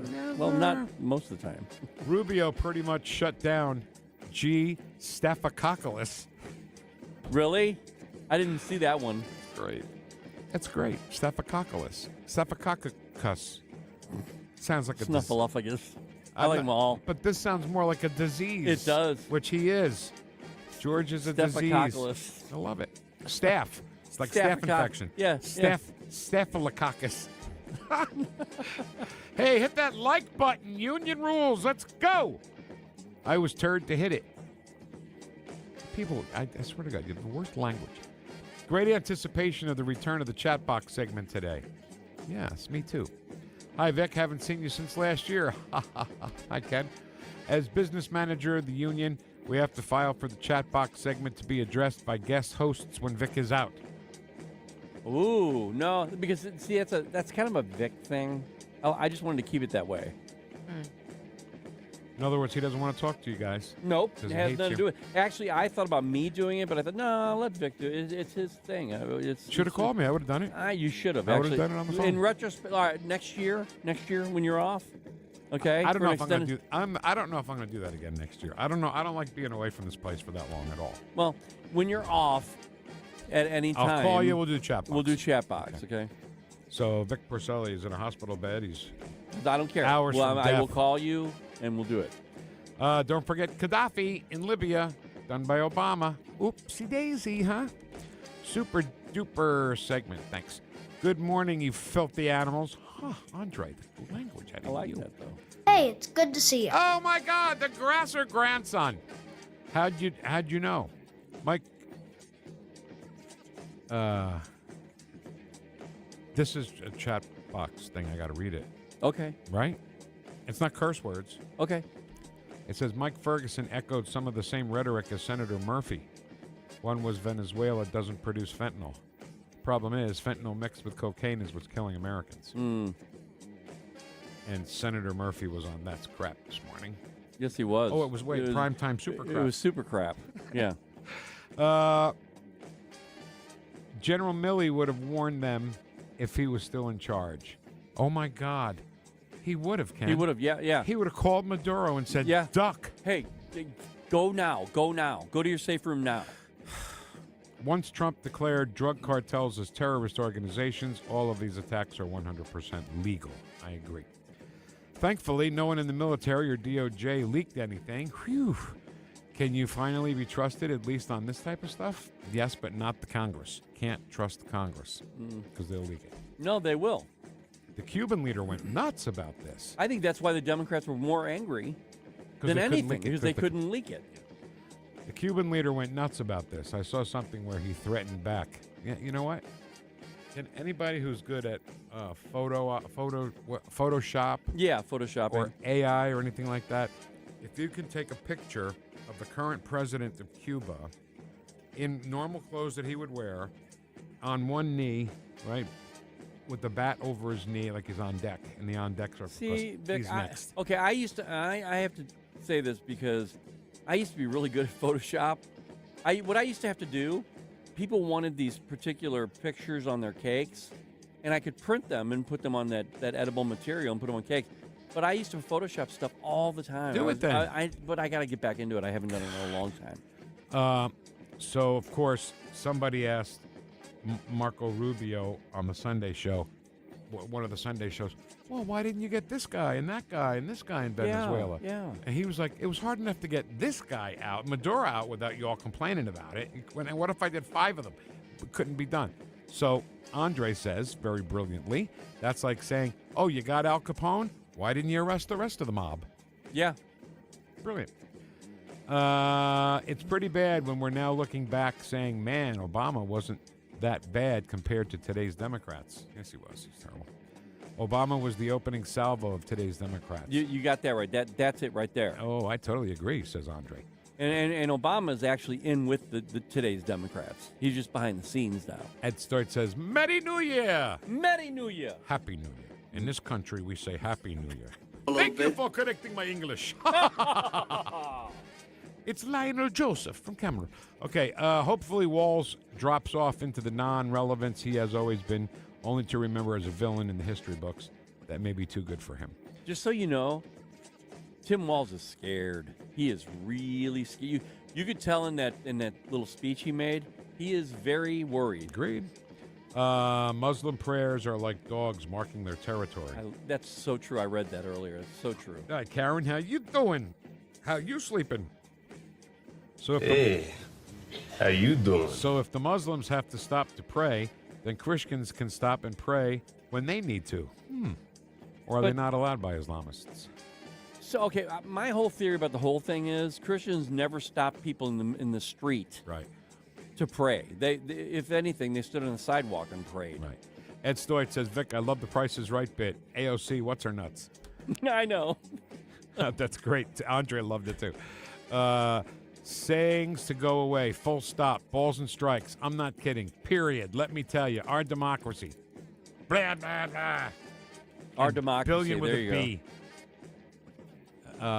Vic with a V. Ken with a K.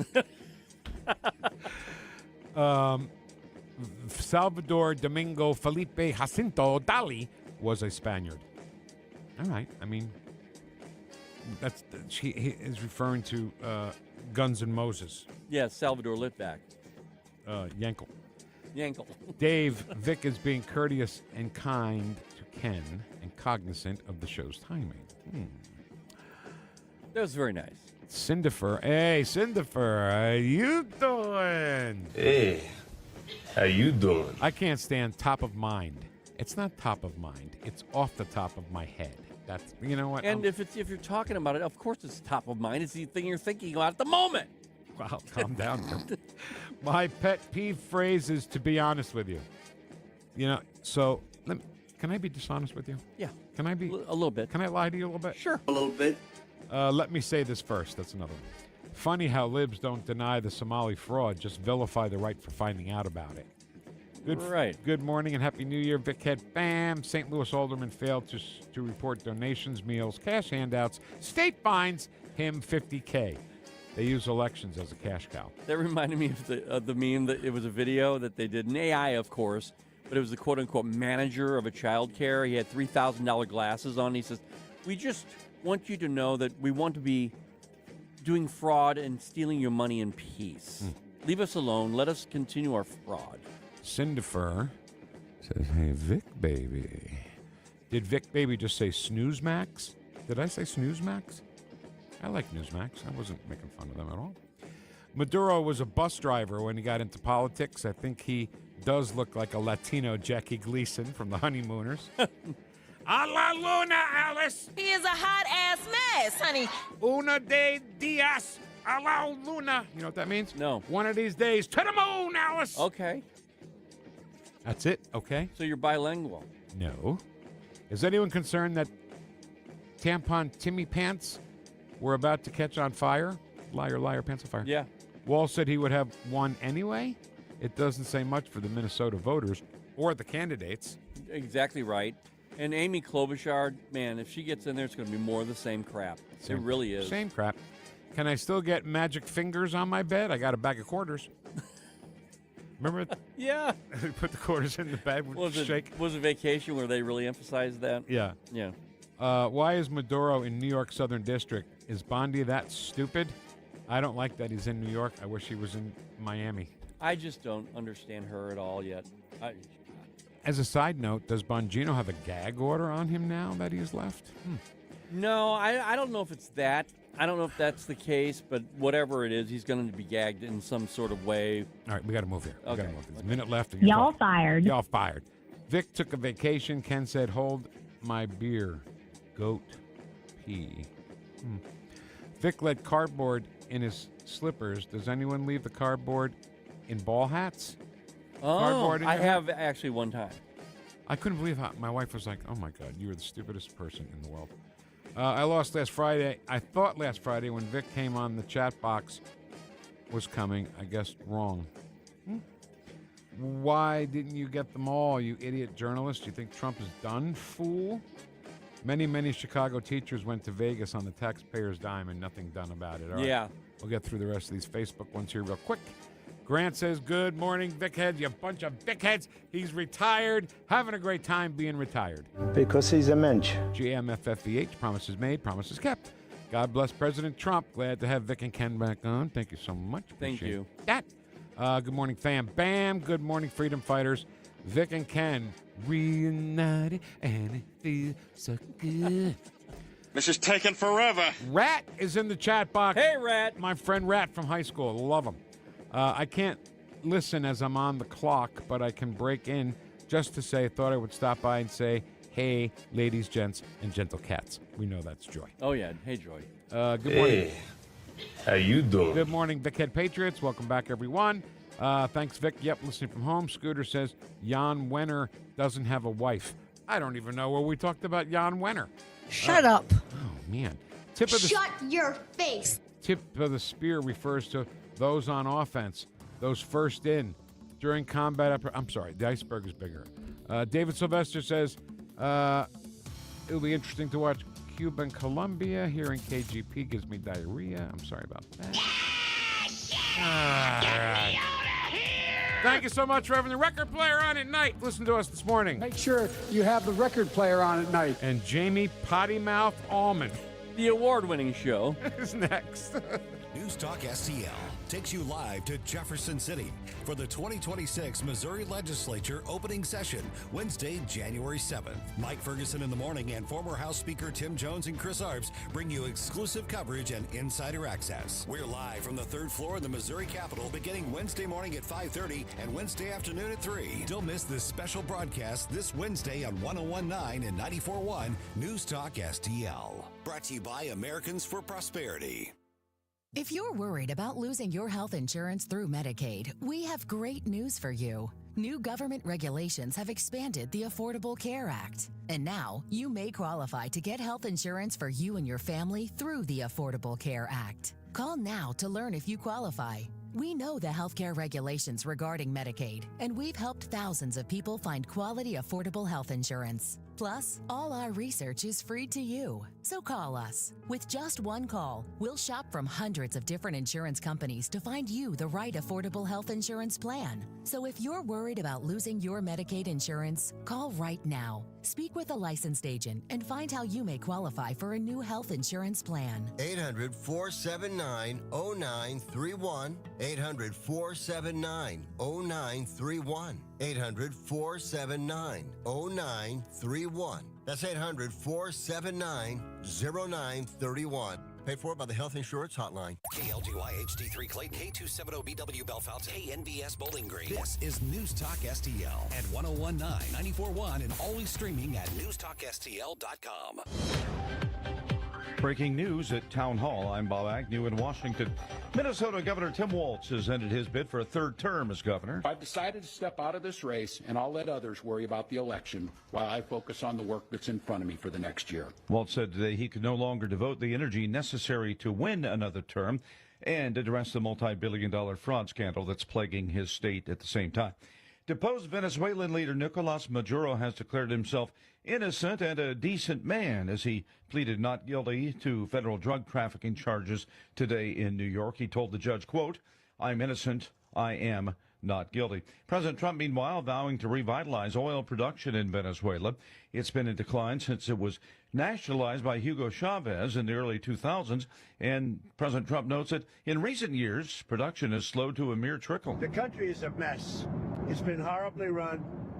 The oil is just flowing at a very low level, much lower than, even if it was badly run, it should have more income, more oil. And the solution, Mr. Trump says, is the return of the major